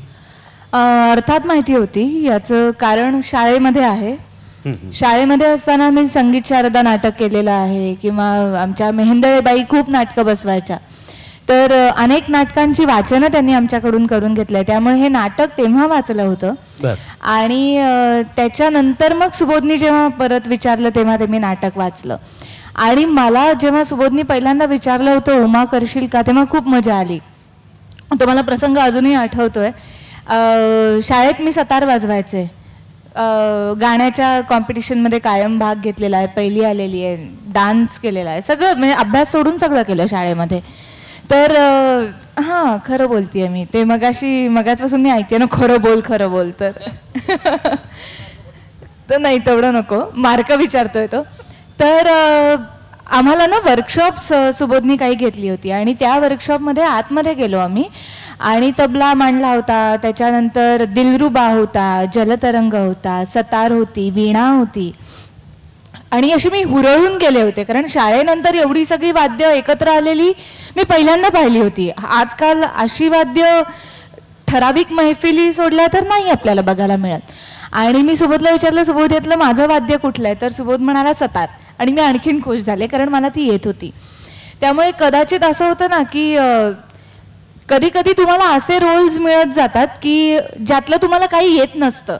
मी कित्येकदा तुम्हाला विलन करायला मिळतो, वॅम्प करायला मिळते की जसं खरे तुम्ही नसता, किंवा भलत्याच भूमिका करायला मिळतात, पण जे तुम्ही शिकला आहात ते करायला नाही मिळत शेवटपर्यंत. तर मला असं वाटतं की मी कदाचित ह्या रोल्ससाठी या सगळ्या गोष्टी शिकत होते शाळेपासून, कारण ती प्रत्येक गोष्ट मला कट्यारमध्ये करायला मिळाली. तो गुरु परंपरा मला दाखवायला मिळाली. ती एक सात्विक जी भावना असते, जी प्रत्येक कलाकारापाशी असते. नंतर तो डॅम्बिस बनत जातो जितकं काम करतो हल्लीच्या जगामध्ये, तो मुद्दा वेगळा. पण जेव्हा ती कला आपण शिकत असतो तेव्हा कोअर तुमचा खूप इनोसंट असतो, तुमच्यामध्ये तो इनोसन्स असतो. तर तो तसाच्या तसा उमामध्ये दाखवायला मिळाला. सो ह्या सगळ्या गोष्टी मला मिळाल्या आणि म्हणून मी लकी समजते. आणि सुबोध खरोखरच खूप चांगला दिग्दर्शक, म्हणजे मध्ये मध्ये वाईट वागत होता किंवा खूप धमक्या दिल्या त्यांनी शूटिंगच्या दरम्यान, हा मुद्दा वगळता. मध्ये मध्ये खूप वाईट वागत होता, तो वागायचा. काय करायचा काय तो? याचं कारण म्हणजे तो बॅट त्याची, बॉल त्याची, दिग्दर्शक तो, प्रोड्युसर त्याच्याच हातामध्ये, त्याचंच ऐकणार, असं सगळं असल्यामुळे आम्ही कुठलीही छोटीशी जरी मागणी केली किंवा त्याच्यापेक्षा वेगळा एखादा अँगल सुचवला तर तो म्हणायचा, तू बोलू नको, तुझा सगळा रोल मी छोट्या उमावरती फिरवीन. अरे, आणि त्याने केलं. म्हणजे त्याची फॅन्टसी होती कटारच्या बाबतीमध्ये, छोटी उमा, छोटी झरीना आणि मोठा सदाशिव. मग अशा धमक्या आणि अशी मजा मस्ती करत हा सगळा सिनेमा आम्ही पूर्ण केला. आणि कदाचित ती पॉझिटिव्हिटी आणि ती एनर्जी प्रत्येकाची त्या सिनेमामध्ये होती, सुबोध बरोबर होती. कारण तो मुळात खूप चांगला माणूस आहे, म्हणजे तो उत्तम दिग्दर्शक, त्यांनी स्वतःला प्रूव्ह केलं वगैरे, या सगळ्या गोष्टी वेगळ्या. पण सिनेमा करताना आम्ही एका उत्तम दिग्दर्शकासाठी सिनेमा नव्हतो करत, आम्ही सुबोधसाठी, आणि तो सुबोध चांगला माणूस आहे म्हणून सिनेमा करत होतो. निश्चित. सो आणि त्याने ते प्रूव्ह केलं. So hats off to. म्हणजे तो दिग्दर्शन करत होता त्यापेक्षा तो चांगला माणूस दिग्दर्शन करतोय म्हणून सिनेमा केला. हो, निश्चितपणाने. कारण सुबोधवरती कसं आहे ना, जोपर्यंत पहिल्यांदा थोडक्यात काय आपला मित्र एक करतोय तो चांगलंच करणार, हा विश्वासही होता, असं पण म्हणूया का? निश्चित होता. कारण सुबोधचं वाचन अफाट आहे, सुबोधकडे वक्तृत्व उत्तम आहे, सुबोधला मी अनेक वर्ष अनेक वेगवेगळी कामं करताना पाहतीये. सो तो सगळ्यांपेक्षा वेगळा आहे हे आतापर्यंत त्यांनी प्रूव्ह केलेलं आहे. बरोबर. दिग्दर्शक म्हणून जसं तुम्ही मगाशी म्हटलात की जोपर्यंत तुम्ही दिग्दर्शन करत नाही तोपर्यंत पडद्यावरती काय दिसणार आहे याचे अंदाज कोणीच नाही बांधू शकत. मग अनेक चांगली चांगली माणसं दिग्दर्शनामध्ये फसलेली सुद्धा आपण पाहिलेली आहेत, आणि अनेक हा काय करणार असं वाटत असताना काहीतरी उत्तम करून गेलेली मंडळी सुद्धा आहे. त्यामुळे जोपर्यंत आम्ही ते कपडे चढवून त्या शॉटसाठी उभे राहिलो नव्हतो तोपर्यंत सुबोध दिग्दर्शक म्हणून कसा आहे हे आम्हाला माहिती नव्हतं. तोपर्यंतचा आमचा सगळा विश्वास हा सुबोध मित्र म्हणून चांगला आहे, सुबोध माणूस म्हणून चांगला आहे, आणि त्याच्यावरती विश्वास ठेवून तो जे सांगेल ते आपल्याला करायचं आहे ह्याच्यावरचाच होता. आणि तोही विश्वास त्यांनी सार्थ ठरवलाच, आणि दिग्दर्शक म्हणूनही जो विश्वास टाकला होता तोही त्यांनी सार्थ ठरवला. निश्चित. सुबोध, मला या दोघींच्या कास्टिंगबद्दल तुला विचारायचं आहे की झरीना आणि उमा, मृण्मयी आणि अमृता, या दोघींना तू कास्ट केलंस जे तुझ्या डोक्यात पक्क होतं आधीपासून. काय क्रायटेरिया होता तुझा या दोघींना कास्ट करताना? मृण्मयी अशासाठी की मृण्मयीमध्ये तिच्या पर्सनॅलिटीमध्ये एक अत्यंत साधेपणा आहे. तिचा चेहरा मला खूप एक इनोसंट वाटतो आणि जी उमा माझ्या डोक्यात होती त्या उमाला अगदी करेक्ट जाणारा तिचे डोळे असतील, तिची पर्सनॅलिटी असेल, तिचा साधेपणा असेल, तिचा अपिअरन्स असेल, तिचा सावळेपणा आहे, तर या सगळ्या गोष्टी मला खूप उमाच्या जवळपास जाणाऱ्या वाटल्या आणि माझ्या डोक्यातली उमा दुसरं कोणी येतच नव्हतं म्हणजे मृण्मयी सोडून. अमृताचं कास्टिंग अशासाठी की अमृताला मी आजपर्यंत अनेक वेळा भेटलोय, तिला आपण दुर्दैवाने तिला वाजले की 12 मधलीच डान्सर रिस्की होतं, तिला तू घेतलं आणि तिने उत्तमच काम केलं, त्याच्याबद्दल प्रश्नच नाही. तर त्यामुळे एक अभिनेता असतो ना ज्याला खूप भूक असते, हे मी माझ्यावरनं सांगतो. करेक्ट. बालगंधर्व, लोकमान्य आणि कट्यार मला सुचण्याचं कारण हे की दुसऱ्यांनी मला घेतलं नाही. मग दुसऱ्यांनी घेतलं नाही म्हणजे मी कामच करायचं नाही का, मग माझं मी करीन, अशा ह्याच्यातनं ते सुचलेलं आहे. त्यामुळे अमृताच्या बाबतीत तिला सातत्याने एका पद्धतीच्या साच्यामध्ये ठेवल्यामुळे ती बिचारी सुद्धा स्वतःला तसंच समजायला लागली होती. त्या मनाने मृण्मयीचं नाहीये, तिला नाटकामध्ये सिनेमामध्ये खूप चांगले रोल मिळाले कारण तिने अभिनेत्री म्हणून करत गेली. तर तसं अमृताचं नाहीये. अमृताला ते मिळत ते एक नाचणारी अभिनेत्री म्हणून तिच्यावरती शिक्का बसला आणि आपल्याकडे एकदा शिक्का बसला की त्याच पद्धतीने तुझ्याकडे भूमिका येतात, तसं तिचं झालं. आणि हे सगळं करत असल्यामुळे जेव्हा जेव्हा मी तिला भेटायचो ना, तिच्या डोळ्यात एक भूक दिसायची अतृप्ततेची आणि एक पेन दिसायचा की मला पण करायचं यार, पण कोणी देत नाही. आणि ते मला, आणि दुसरी गोष्ट जी मुस्लिम, मी तुला म्हटलं की मुस्लिम घराण्यामध्येच एक सौंदर्य असतं आणि एक खानदानी सौंदर्य असतं. बरोबर. आणि अमृताला मी व्हिज्युअलाइज करायचो तर ती मला ती अशी छान बुरखा घेतलेली त्या मुस्लिम गेटअप मधली दिसायची आणि तिच्या इतकं सुंदर त्या चित्रपटात कोणी कामही केलं नसतं आणि कोणी दिसलंही नसतं. सुंदरच काम. त्यामुळे ज्या सच्चाईनी, ज्या इनोसन्सनी तिने काम केलंय, प्रसंगी वडिलांशी भांडणारी, सदाशिववरती आतल्यात मनापासून प्रेम करणारी, मैत्रिणीवरती प्रेम करणारी, मला असं वाटतं की ती आणि पंडितजी हे एक ब्रॅकेट आहे. बरोबर. ऑफकोर्स उमा त्यांची मुलगी आहेच आहे, पण इनोसन्सच्या बाबतीत आणि सच्चाईच्या बाबतीत ती खूप पंडितजींच्या जवळ जाणारी आहे. प्रसंगी स्वतःच्या वडिलांची भांडणारी आहे, एक रेबेलियन आहे ती.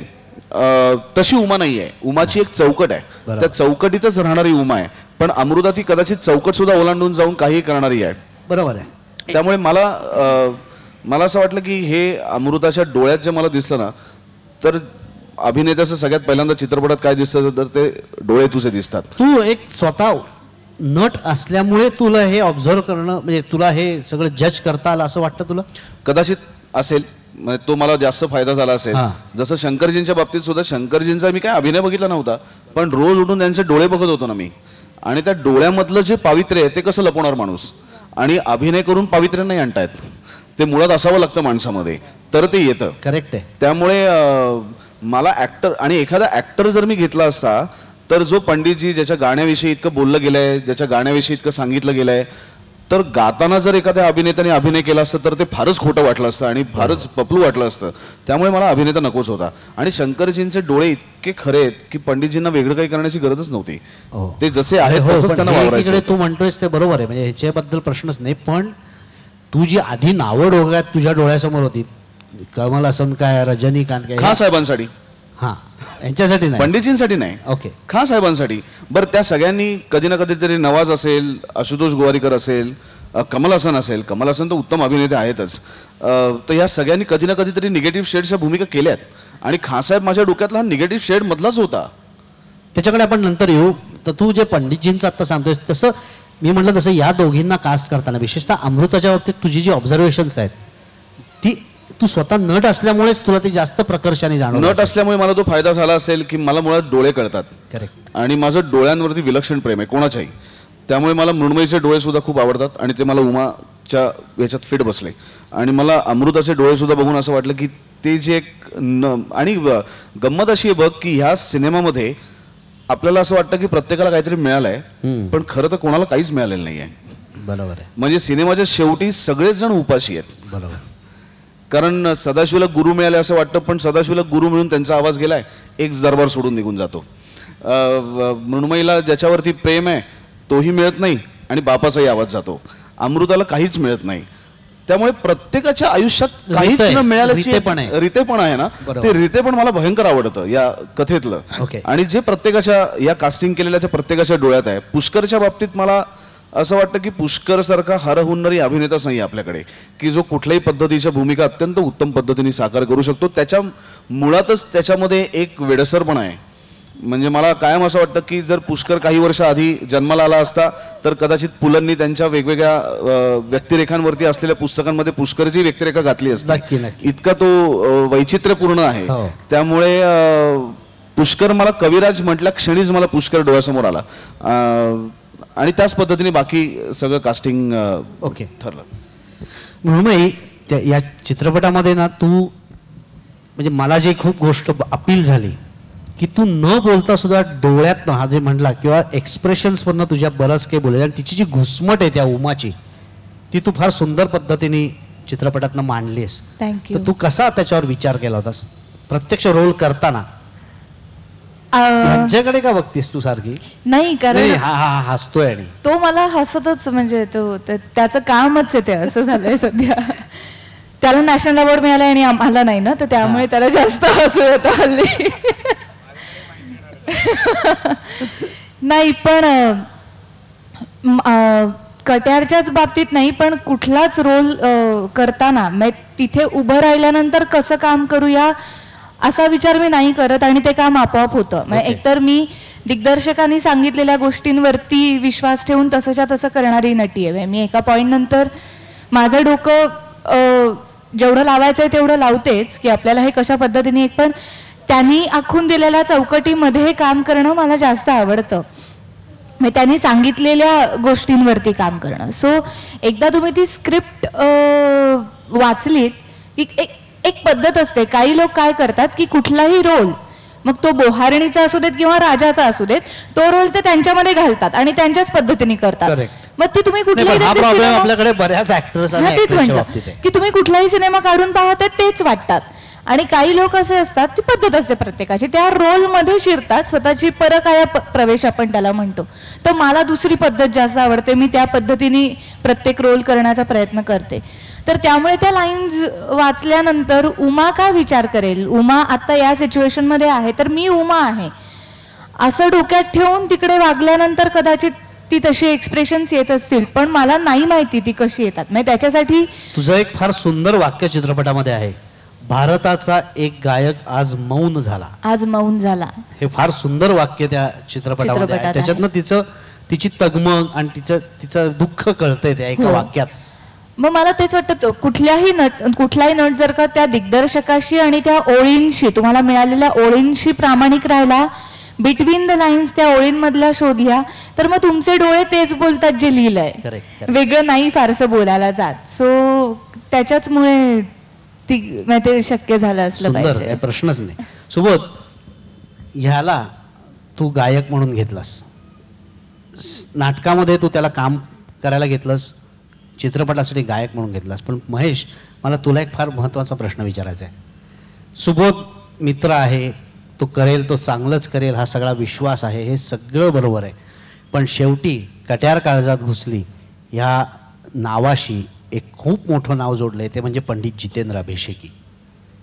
तर तुला हा कॉन्फिडन्स सुबोधच्या बद्दल होता दिग्दर्शक म्हणून? निश्चित, अगदी मनापासून सांग. अगदी मनापासून. त्याचं कारण सांगतो. हां, तू सुबोध बरोबर प्रवास केला असशील तर तुला माहिती असेल, जितके अभिषेकी बुवांचे शिष्य त्यांचं गाणं ऐकतात तितकं किंवा तेवढंच तो त्याच्यापेक्षा ऐकतो. जास्त बरोबर त्यांचं आहे. गाणं ऐकतो.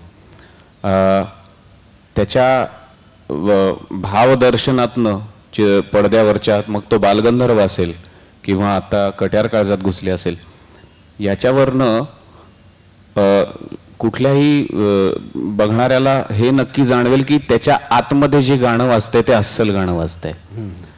आणखीन त्याच्या पूर्वीच्या प्रयोगा, हा जरी त्याचा पहिला डिरेक्टोरियल डेब्यू असला, त्याच्यावर मला असं वाटतं की वैभवची फार अप्रतिम मगाशी बोलले की स्वप्न तुम्ही मोठं बघू शकला तर ते इम्प्लिमेंट करायला स्किल्स तुम्हाला मिळतात. ह्याची सगळ्यात मोठी खासियत म्हणजे काय, तो त्या बाबतीत खूप अमराठी आहे. तो वाटेल तेवढी मोठी स्वप्न बघू शकतो. बरोबर.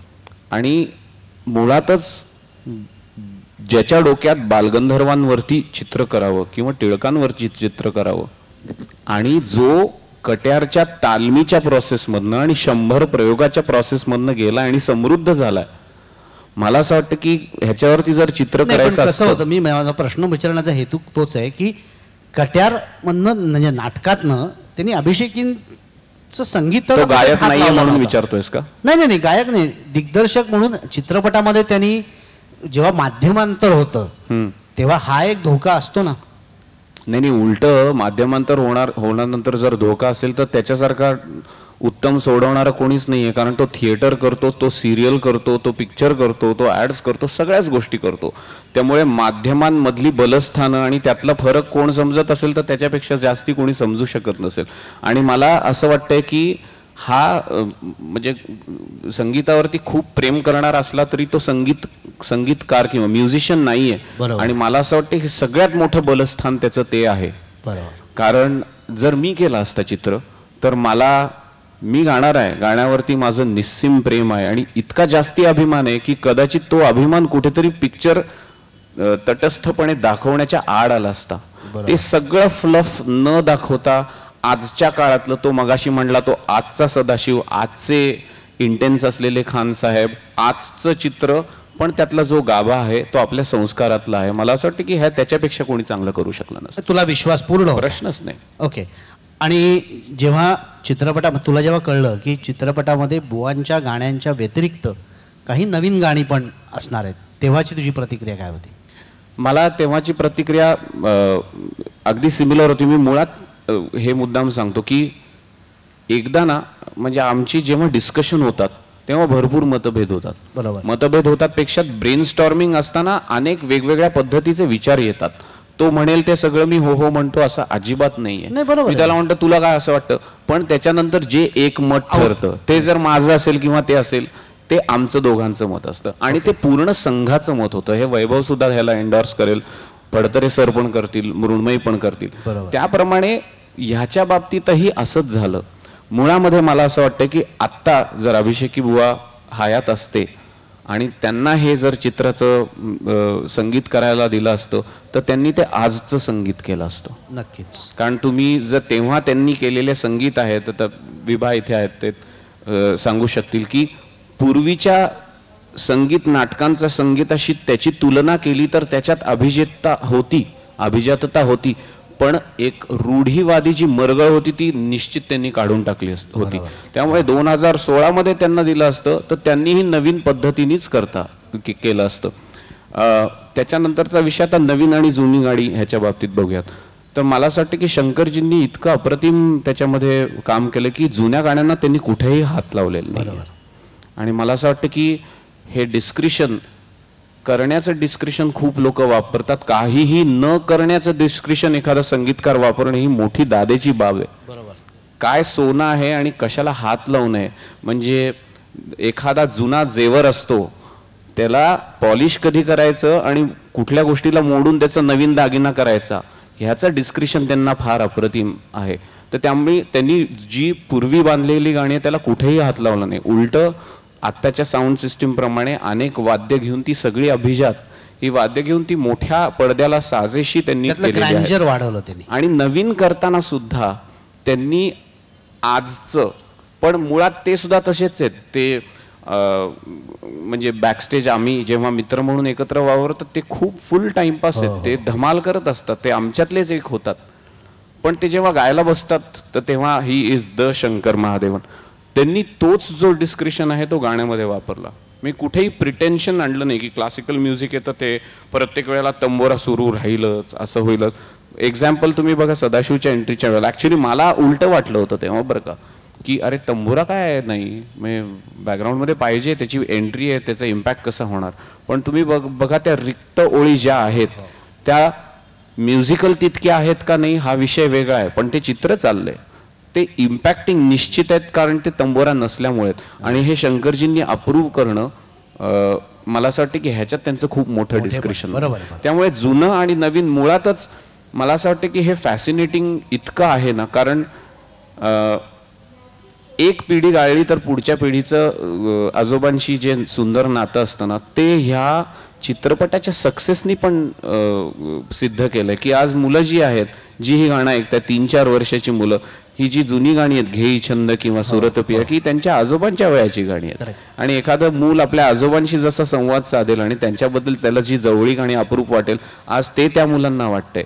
आणि हे सगळा सांगड जो आहे तो अभिषेकी बुवांच्या आशीर्वादामुळे, त्यांच्या गाण्याच्या प्रेझेन्समुळे आणि शंकरजींनी नवीन कलाकृती केली, ह्या 2 गोष्टींच्या निचोडमुळे मला असं वाटतं ते शक्य झालं. नक्कीच. सुबोध, आता तुला मी एका महत्त्वाच्या विषयाकडे नेतोय.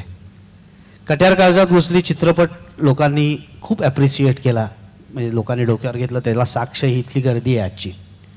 पण ज्यांनी मूळ कट्यार काळजात घुसली हे नाटक पाहिलं, म्हणजे मूळ नाटक, त्या नाटकाची नकळतपणे तुलना त्यांच्या मनामध्ये येते. आणि काही गोष्टी ज्या खटकल्या त्याचं मला तुझ्याकडनं तुझा एक विचार काय होते त्याच्या मागे ते पाहिजे. त्यातला सगळ्यात महत्त्वाचा म्हणजे तू त्या खासाहेबांना जो व्हिलन केलेला आहेस त्या नाटकात, सिनेमामध्ये, हा मुद्दा एक पहिल्या कामा. आणि त्याच्या ते व्हिलन हे अंडरलाईन करण्यासाठी मग त्यांचं ते त्या ह्याच्यावरनं म्हणजे तबकड्यांवरनं चालत जाण्यापासनं किंवा चांद उस्मान यांनी ज्या हीन पद्धतीने त्या संपूर्ण सदाशिवलाची वागणं आहे, इतक्या थराला जाणं, ह्या सगळ्या गोष्टी ह्या मूळ संहितेत तर कुठेच नाही आहेत. मूळ ते कॅरेक्टरच तसं नाही आहे. तर हे बदल हा मूळ तुला का करावा असा वाटला म्हणजे? आणि याच्यामुळे थोडीशी टीका त्यावेळेला पण तुझ्यावर झाली, चित्रपट जेव्हा प्रदर्शित झाल्यानंतर जाहीरपणे झाली, पण त्याचं उत्तर तू कधीच त्याच्या फंदात पडला नव्हतास, जे आज तू द्यावंस असं मला वाटतं. सगळ्यात पहिली गोष्ट मला अशी वाटते की नाटक जर ज्यांनी कोणी पाहिलं आणि जे म्हणतात की नाटकासारखा चित्रपट नाही, इथेच मुळात मला दुर्दैव वाटतं की ते दोन्हीचं कंपॅरिझन करतात. 2 अशा माध्यमांचं कंपॅरिझन करतात की ज्यांचं कुठेच एकमेकांशी साम्य नाही आहे. नाटक नाटक म्हणून श्रेष्ठ आहे, सिनेमा सिनेमा म्हणून श्रेष्ठ आहे. नाटकामध्ये ज्या गोष्टी होतात त्याच जर मी सिनेमामध्ये दाखवायला लागलो तर आमच्या फडतऱ्यांचा एवढा पैसा खर्च करून मला सिनेमा काढण्याची गरजच नव्हती. 10 लाख रुपये खर्च करून मी नाटकाची CD काढली असती आणि ती लोकांमध्ये वाटली असती, ती लोकांनी पाहिली असती. किंवा कट्यारचे प्रयोग आजही चालू आहेत अनेक ठिकाणी, तेही लोक जाऊन बघू शकतात. मग त्याचा सिनेमा करण्याच्या भानगडीत मी कशासाठी पडलो असतो? मला असं वाटतं जेव्हा मी माध्यमांतर करतो तेव्हाच मला असं वाटतं त्या माध्यमाच्या शक्तिस्थानांना, त्या माध्यमाच्या असलेल्या गरजांना जर मी समजून घेऊन ते माध्यमांतर मी केलं तरच ते माध्यमांतर होतं, नाहीतर मग नाटकाचं चित्रपटातलं रूपांतर होतं. दुसरी गोष्ट, खानसाहेबांबद्दल बोलायचं झालं तर नाटकातले खानसाहेब सुद्धा विलनच आहेत की. ते कुठे आहेत धुतल्या तांदळासारखे स्वच्छ? अजिबातच नाहीत. ऐक, याचं कारण असं आहे की ते जरी आल्यानंतर, मग काही लोकांनी अशी उदाहरणं दिली की ते आल्यानंतर कृष्णाच्या मूर्तीला तोडू नये वगैरे सांगतात, पण त्याच कृष्णाच्या मूर्तीला नंतर घालवतात की. मग भाच्यांच्या आग्रहाखातर मी त्या कृष्णाच्या मूर्तीला देऊन टाकला असंही त्याच्यात म्हणतात. दुसरी गोष्ट, 2 वेळा त्या कट्यारने सदाशिवला मारायला निघालेले असतात. एका वेळेस पंडितजी मध्ये येतात म्हणून सदाशिव वाचतो नव्हतं, तिथेच त्यांनी कट्यार त्याच्यावरती चालवली असती. त्यामुळे नाटकातले खानसाहेब सुद्धा काही धुतल्या तांदळासारखे अजिबातच स्वच्छ नाही आहेत, ते ग्रे शेडचे आहेत. मग आमच्या सिनेमातले खानसाहेब सुद्धा ग्रे शेडचेच आहेत. महेशला काहीतरी बोलायचं. मला ह्याच्यामध्ये एक एक्झाम्पल द्यावं असं वाटतं. हां, काही वेळेला फॉरेन टूर करणारे आपल्यापैकी काही असतील मंडळी, स्वित्झर्लंडच्या ॲल्प्समधल्या ज्या घाटातनं आपण कार चालवत असतो ना, तेव्हा अनेक वेळेला अशी चर्चा होती, अरे हे तर आमच्या खंबाटकीच्या घाटासारखं आहे. पण मला असं सांगा, तुम्हाला जर निसर्ग अनुभवायचा असेल तर त्या मोमेंटमध्ये का नाही राहू? कंपॅरिझन का करताय? आणि ह्याच्या पुढे जाऊन एक सांगायचं आहे मला की आम्ही ह्या चित्राचं स्क्रीनिंग करायला कतारला गेलो होतो आणि त्याला उदंड प्रतिसाद मिळाल्यानंतर दुसऱ्या दिवशी व्हॉलेंटियर बरोबर एक जेवण होतं. तेव्हा आम्हाला भाषणं द्यायला सांगितल्यानंतर असं ठरलं की त्यापेक्षा तुमची काय प्रतिक्रिया आहे ती सांगा. तर त्या प्रतिक्रियामध्ये एका 13-14 वर्षाच्या मुलीनी, जी तिथे कदाचित वाढली असावे, इंग्लिशमध्ये सांगितलं की ॲक्च्युली मला हा पिक्चर अजिबातच बघायचा नव्हता. माझे आईबाबा मला ओढून आले म्हणून मी आले. पहिल्यांदा थोडंसं बोर वाटायला लागलं, पण एकदम नंतर त्यातली गाणी बघितल्यानंतर आय वॉज ग्लूड इन. त्याच्यात सबटायटल्स आहेत त्यामुळे मला पूर्ण चित्र कळालं आणि मला चित्रातली गाणी खूप आवडली, पण त्यातला मतितार्थ फार जास्ती आवडला. तो असा की आपण जेव्हा इगो टाळतो तेव्हा आपण समृद्ध होतो. आता मला असं वाटतंय की नाटकाचा सारांश काय आहे तुम्ही बघा आणि पिक्चरमधला आजच्या तरुणांनी काढलेला सारांश काय आहे बघा. ते समीकरण जर मिळालं तर चित्रपटामध्ये काय केलं ह्यानी काय फरक पडतो? बरं. आणि दुसरी गोष्ट अत्यंत महत्वाची अशी आहे की नाटकात एक पात्र जे अजिबातच नव्हतं हां. ते एक पात्र अख्खच्या अख्खं सिनेमात होतं ना. नाटकात पंडितजीच नव्हते, बरोबर. जे सिनेमामध्ये पूर्ण नाही, वेळ नाही, आहे मूळ नाटकात पंडितजी आहेतच ना. नाही 10 मिनिटासाठी आहेत आणि हां. त्यात पंडितजी काय आहेत हे कळतही नाही आपल्याला. बरोबर. ते भगवी वस्त्र परिधान करून येतात, ते गातात आणि निघून जातात, त्यातनं पंडितजी काय आहे ते कळत नाही, नाही. Character register. त्यामुळे जे माझं कॅरेक्टर नाटकात नाहीये ते अख्खा सिनेमामध्ये कॅरेक्टर आहे. आता दुसरी गोष्ट, जर माझा एक पंडित जे अत्यंत सत प्रवृत्तीचा आहे, आता जर मला 2 प्रवृत्तींमधला झगडा दाखवायचा असेल तर मला पंडितजींच्या अपोजिटच कॅरेक्टर फिल्ममध्ये केलं पाहिजे, तरच तो झगडा वाटेल. बरं. मग तो पर्सनॅलिटीचा झगडा आहे, तो गायनाचा झगडा आहे, तो संगीताचा झगडा आहे, नाही, तो घराण्याचा तो झगडा आहे. त्यांच्या घराण्याच्या झगड्यापर्यंत किंवा त्या घराण्याचा इगो सांभाळण्यापर्यंत कदाचित तो जास्त असेल इगो त्यांचा, म्हणून इथपर्यंत मान्य आहे. पण ज्या पद्धतीने एक एवढा मोठा गायक जो एक मनातनं त्या पंडितजींना मानतोय कलावंत गायक म्हणून, तो त्या रेकॉर्डवरनं चालत जाणे इतक्या खालच्या पातळीला जाईल का? मला असं वाटतं की हा प्रत्येकाने करायचा विचार आहे. ज्या क्षणी माणसं मोठी व्हायला लागतात हां, त्यांच्या पायाखालची जमीन अजून जास्तीत जास्त छोटी व्हायला लागते. बरोबर. एका विलक्षण उंचीला गेलेली सगळीच माणसं स्वतःला सांभाळू शकतात असं नाही. त्याच्यातले एक पंडित जे आहेत की जे कुठल्याही परिस्थितीत स्वतःला सांभाळू शकतात. आवाज गेल्यानंतर सुद्धा ते खान साहेबांवरती ब्लेम करत नाहीत. बरोबर. आणि एक खान साहेबांसारखा माणूस आहे की जो दुर्दैवाने आधीच खूप पिचलेला आहे. तोही तितकाच टॅलेंटेड आहे जितकं पंडितजी आहेत, पण स्वतःच्या कलेला स्वतःच्या ताब्यात ठेवणं ही सुद्धा एक कला आहे. आणि ज्याला आपण म्हणतो की तलवार दिल्यानंतर पंडितजींची मुठीवरती पकड इतकी घट्ट आहे की ती तलवार कधीच कोणावर चालवली जात नाही, पण खानसाहेबांची मुठीवरची पकड घट्ट नाहीये, त्यामुळे पातं सगळ्यांवरती चालवलं जातं. हा दोघांमधला फरक आहे, त्या मुठीतल्या पकडीतला फरक आहे.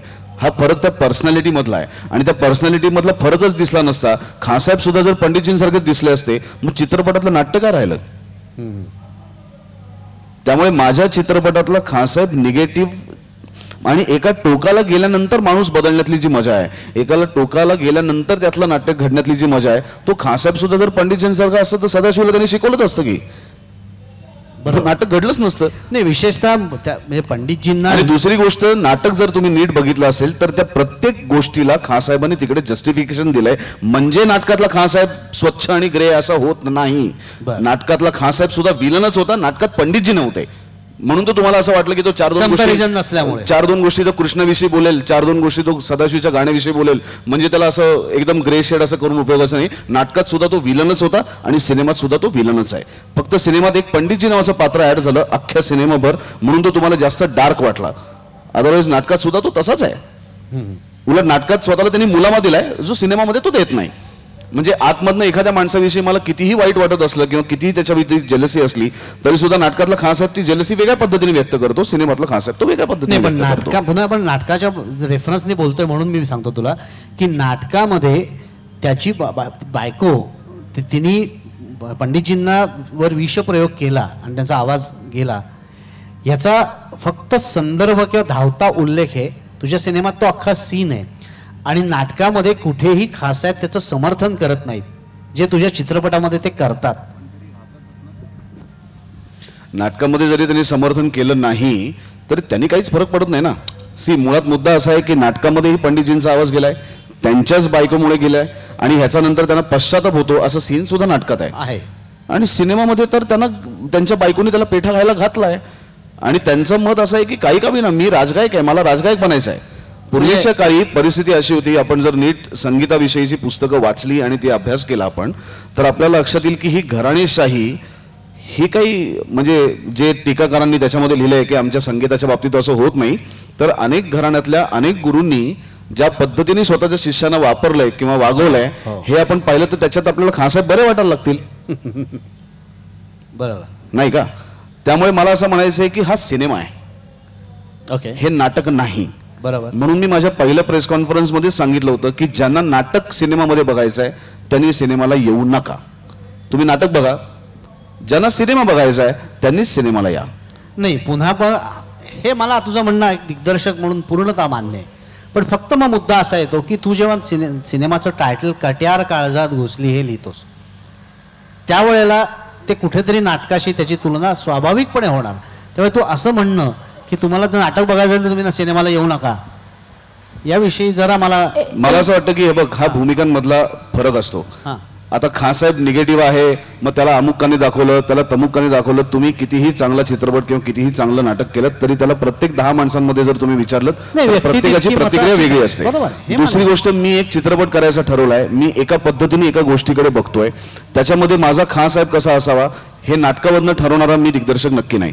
माझ्या नाटकातला खासाहेब जसा असेल तसा असू देत, माझ्या सिनेमातला खासाहेब हा असाच असणार. म्हणजे जे आणि पहिल्या दिवशी तुझ्या डोक्यात तुझ्या जे सुरुवातीला पहिल्या दिवशी डोक्यात होतं तेच आहे. कारण माझा झगडा हा सत आणि असत या दोन प्रवृत्तींमधला आहे, जो कदाचित एका माणसामध्येच लपलेला आहे. आपल्या मनामध्ये सुद्धा एक सत प्रवृत्तीचा माणूस असतो, एक असत प्रवृत्तीचा माणूस असतो, आणि आपल्यातली विवेकशक्ती आपल्यातल्या सत प्रवृत्तीच्या माणसाला जागरूक ठेवत असते. म्हणून कदाचित आपण अनेक चुकीच्या गोष्टी करत नाही. बरोबर.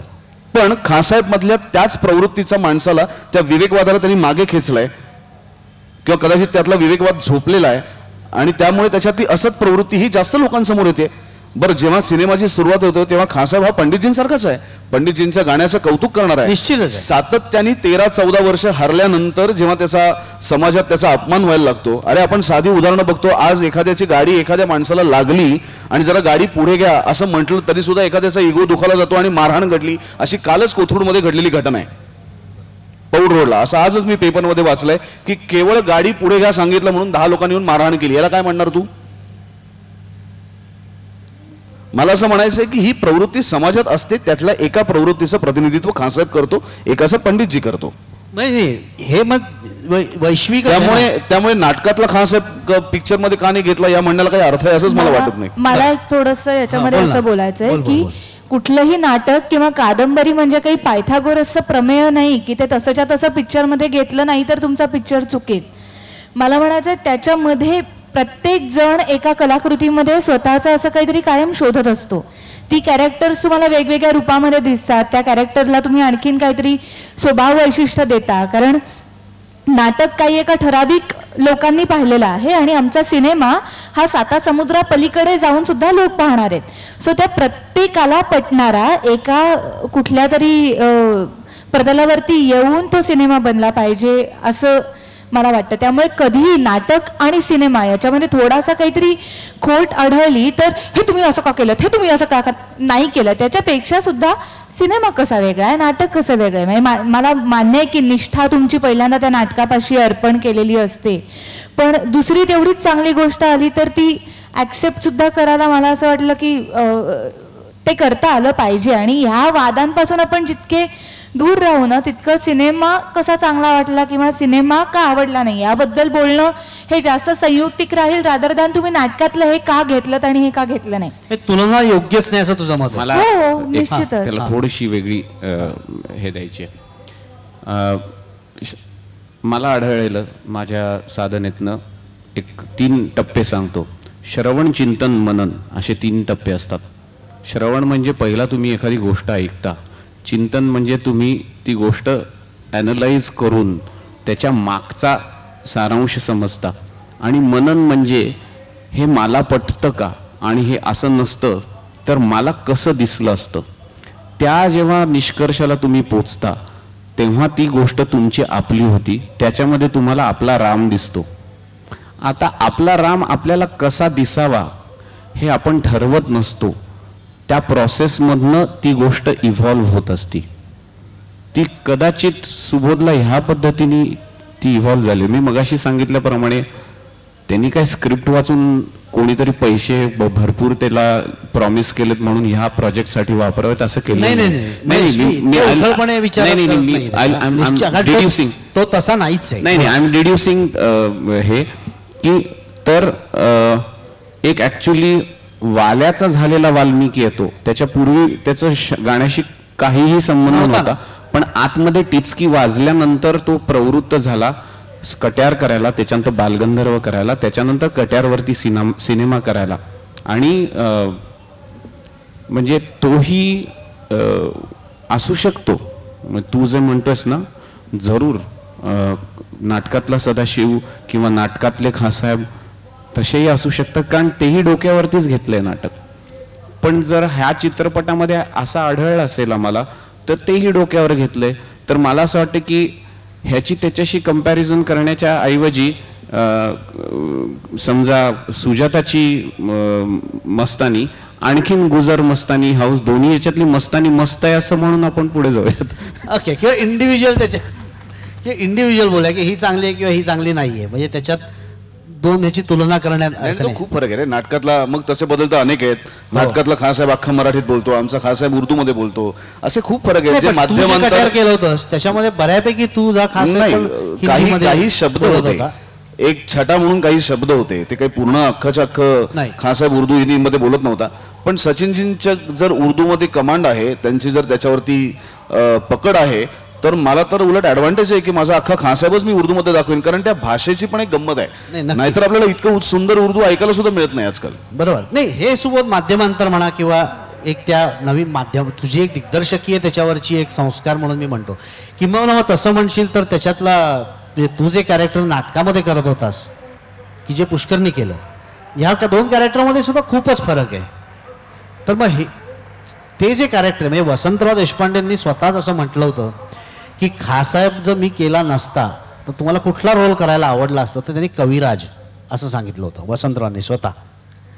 तर तू स्वतः ते कॅरेक्टर उत्तमच काम करायचं नाटकामध्ये, पण सिनेमामधनं जे पुष्करचं कविराजचं कॅरेक्टर तू आणलंयस ते शेवटी फक्त तो एक गुपित जाहीर करतो, या व्यतिरिक्त त्या कॅरेक्टरचं बऱ्यापैकी महत्त्व तू सिनेमात कमी केलंयस.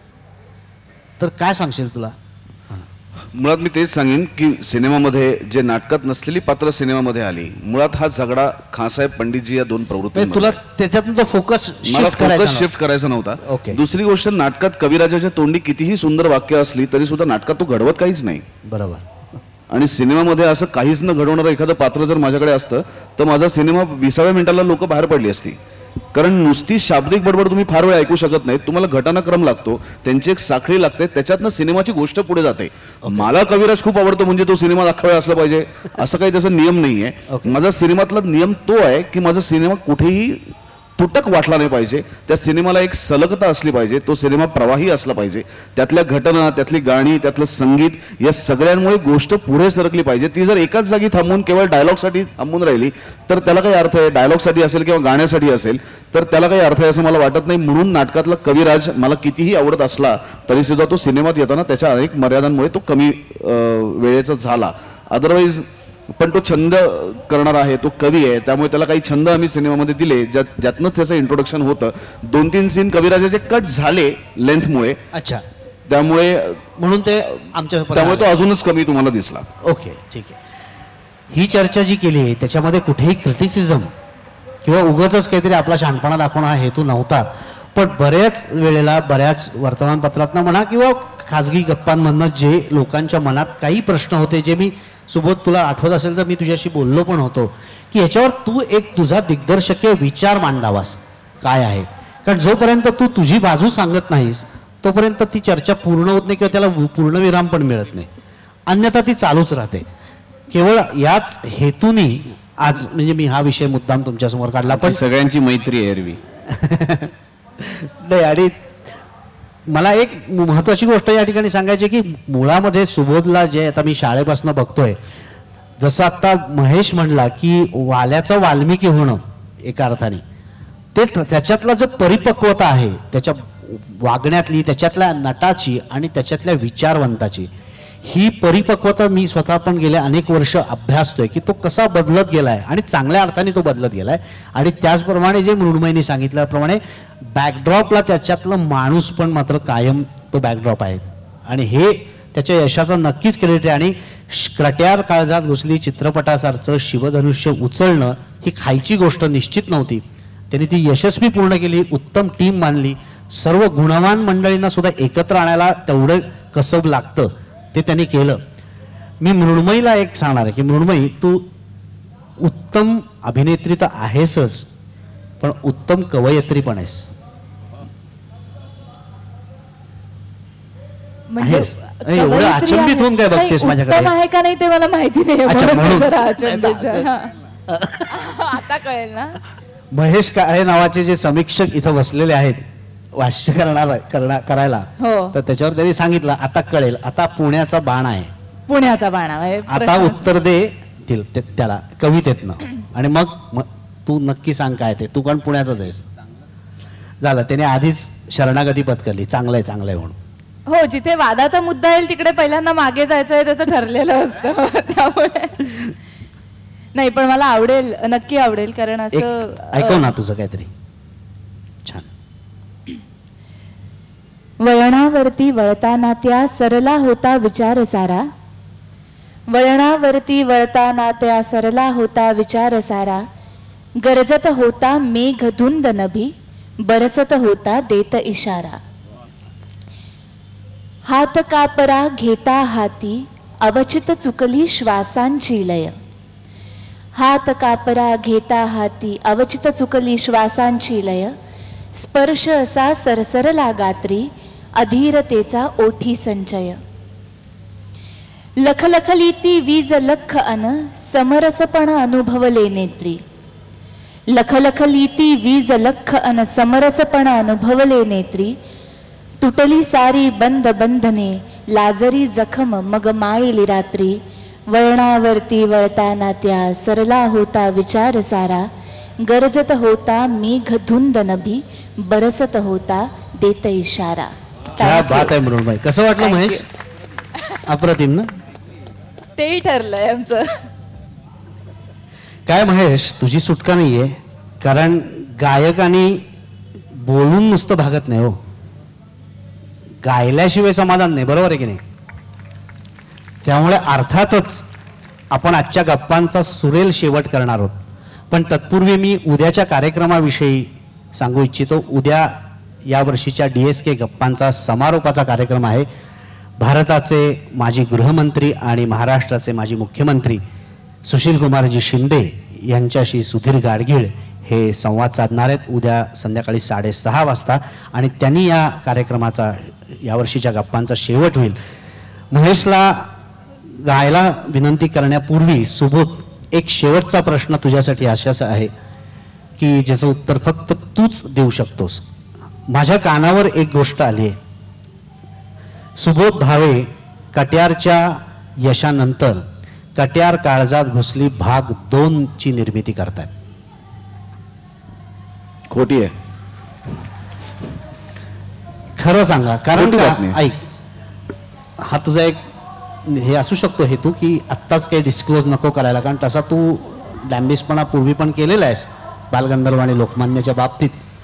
तर डोक्यात आहे का, करणार नसशील लगेच? अनेक लोकांची, आमच्याही टीममधल्या अनेकांची इच्छा, माझी स्वतःची सुद्धा इच्छा, जरी कट्यार पार्ट 2 करायचा असला तरी सुद्धा तो मी निश्चितपणे करणार नाही, ही तितकीच गोष्ट आहे. त्यापेक्षा वेगळ्या दिशेवरचं वेगळं शिवधनुष्य उचलायला आम्हाला सगळ्यांना आवडेल, आणि त्याच्यासाठी आम्ही सगळेजण तयार आहोत. ते कुठलं? आमचा पुढचा लगेच प्रश्न. तेही सांगेन. 4-5 उत्तम कादंबरी कथा डोक्यात आहेत, त्याच्यावरती काम चालू आहे. कारण आता तुझ्याकडनं अपेक्षा खूप वाढल्या आहेत सोबत. ते माहित नाही, पण चांगल्या कथा कादंबरी आहेत आणि त्याच्यावरती मला कायम प्रयोग करायला आवडतात. आमच्या सगळ्यांनाच खूप प्रयोग करायला आवडतात. त्यामुळे पुढचा प्रयत्न सुद्धा अत्यंत वेगळा आणि विलक्षण असेल आणि चित्रपटाचा परिपूर्ण आनंद देणारा असेल, एवढं नक्की. निश्चित. तसा तो सांगणार नाही आता आपल्याला काही. निर्माते फडतरेच आहेत. फडतरे साहेब. गायक महेशच आहे. वैभव आणि मी दोघं मिळूनच करतोय. मृण्मयी आणि बाकी सगळी टीम त्याच्यात असेलच. मी तुम्हाला 100% सांगतो, बऱ्याचशा गोष्टी ठरल्यात. 100% मी सुबोध भावेला जितके वर्ष ओळखतो त्याच्यावरनं सांगतो, तो थांग पत्ता लागू देणार नाही आत्ता, पण बऱ्याचशा गोष्टी नक्की झालेल्या आहेत आणि तो डायरेक्ट आपल्याला एक दिवस लवकरच जाहिरात दाखवणार. ठीक आहे सुबोध, तू जे करशील ते निश्चितच चांगलं करशील असा आम्हाला एक मित्र म्हणून तुझ्याबद्दल विश्वास आहे. तुला नक्की शुभेच्छा. आणि आता महेश, सुरेल शेवट या संपूर्ण गप्पांचा. आणि तत्पूर्वी सुबोध, महेश, वैभव, मृण्मयी आणि फडतरे साहेब, तुम्हा सगळ्यांचे मी मनापासून आभार मानतो. DS कुलकर्णी फाउंडेशनच्या वतीने आभार मानतो, DS कुलकर्णी परिवाराच्या वतीने आभार मानतो, रसिक प्रेक्षकांच्या वतीने आभार मानतो आणि माझ्या स्वतःच्या वतीने आभार मानतो की तुम्ही माझे मित्र आहात सगळे. मी तुम्हाला बोलवलं, तुम्ही आलात. मी जायच्या आधी आलेल्या सर्वांचे, माझ्या आजी आजोबांचे, काका काकूंचे, माझ्या समवयीन सगळ्या माझ्या मित्रांचे आणि माझ्या पुढच्या सगळ्या बालमित्रांचेही आभार मानतो की तुम्ही सगळ्यांनी उदंड प्रेम या चित्रपटावरती केलं. तुमच्यामुळे पुन्हा एकदा हे संगीत वेगवेगळ्या ठिकाणावरून ऐकू यायला लागलं. आणि एक छोटासा किस्सा जो मी परवाच वाचला, फेसबुकवरती कोणीतरी टाकला होता की त्याच्या छोट्याशा मुलाला 1.5 वर्षाच्या तो डॉक्टरांकडे घेऊन गेला, डेंटिस्टकडे. आणि त्या डेंटिस्टकडे गेल्यानंतर त्या डेंटिस्टनी त्याला विचारलं की काय होतं, ते दात दुखतात म्हणून सांगितलं. त्यांनी त्या डेंटिस्टनी लहान मुलाला सांगितलं 1.5 वर्षाच्या की जरा आ कर. त्याच्यावर तो घेई छंद गायला लागला, कारण त्याला असं वाटलं की आ कर म्हणजे गाणं गायचं, आणि तो घेई छंद गायला लागला. तर या कट्यारचं आणि अभिषेकी बुवांचं पेनिट्रेशन कुठपर्यंत गेलंय याचा हा पुरावा आहे. So all credit goes to of course Darvekar master, Abhisheki Buwa, Panshikar sir आणि वसंतराव देशपांडे, की त्यांच्यामुळे 50 वर्षापूर्वी एका पिढीने अत्यंत आनंद घेतला आणि कदाचित त्यांच्याचमुळे या पुढची ही पिढी तितकाच आनंद घेणार आहे. तो एकदा त्यांना मनपूर्वक वंदन. काय आहे, असं त्यातनं एक माझा थोडंसं मी काहीतरी बोलणार, थोडंसं हा काहीतरी बोलणार, मग ही काहीतरी बोलणार, हे चालूच राहील. ती कुठेतरी थांबवलं पाहिजे आता. तर महेश, आपण तुझ्या गाण्याने शेवट करूया. कट्यार नाटकामध्ये शेवटापासून सुरुवात होते आणि मी त्याच्या उलट करायचा प्रयत्न करतो. गणपतीच्या आमच्या सुरुवातीच्या गाण्याने शेवट करतो. कारण जर पार्ट 2 येणार असेल तर ही त्याची सुरुवात असेल. अहो, ही लोक इतकी सरळ नाही आहेत.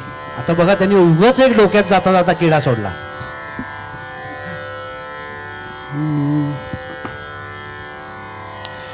शुभ नयना करुणामय गौरी हर श्री वरद विनायक. शुभ नयना करुणामय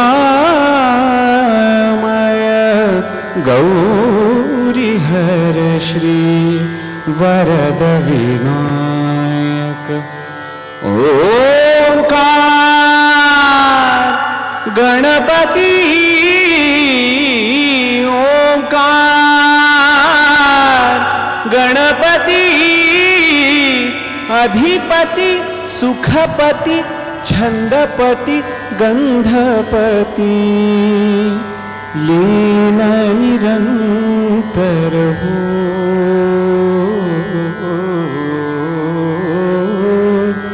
लीन निरंतर हो लीन निरंतर हो.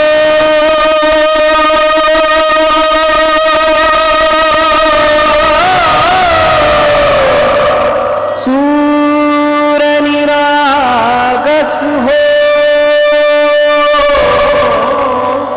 सूर निरागस हो गणपती सूर निरागस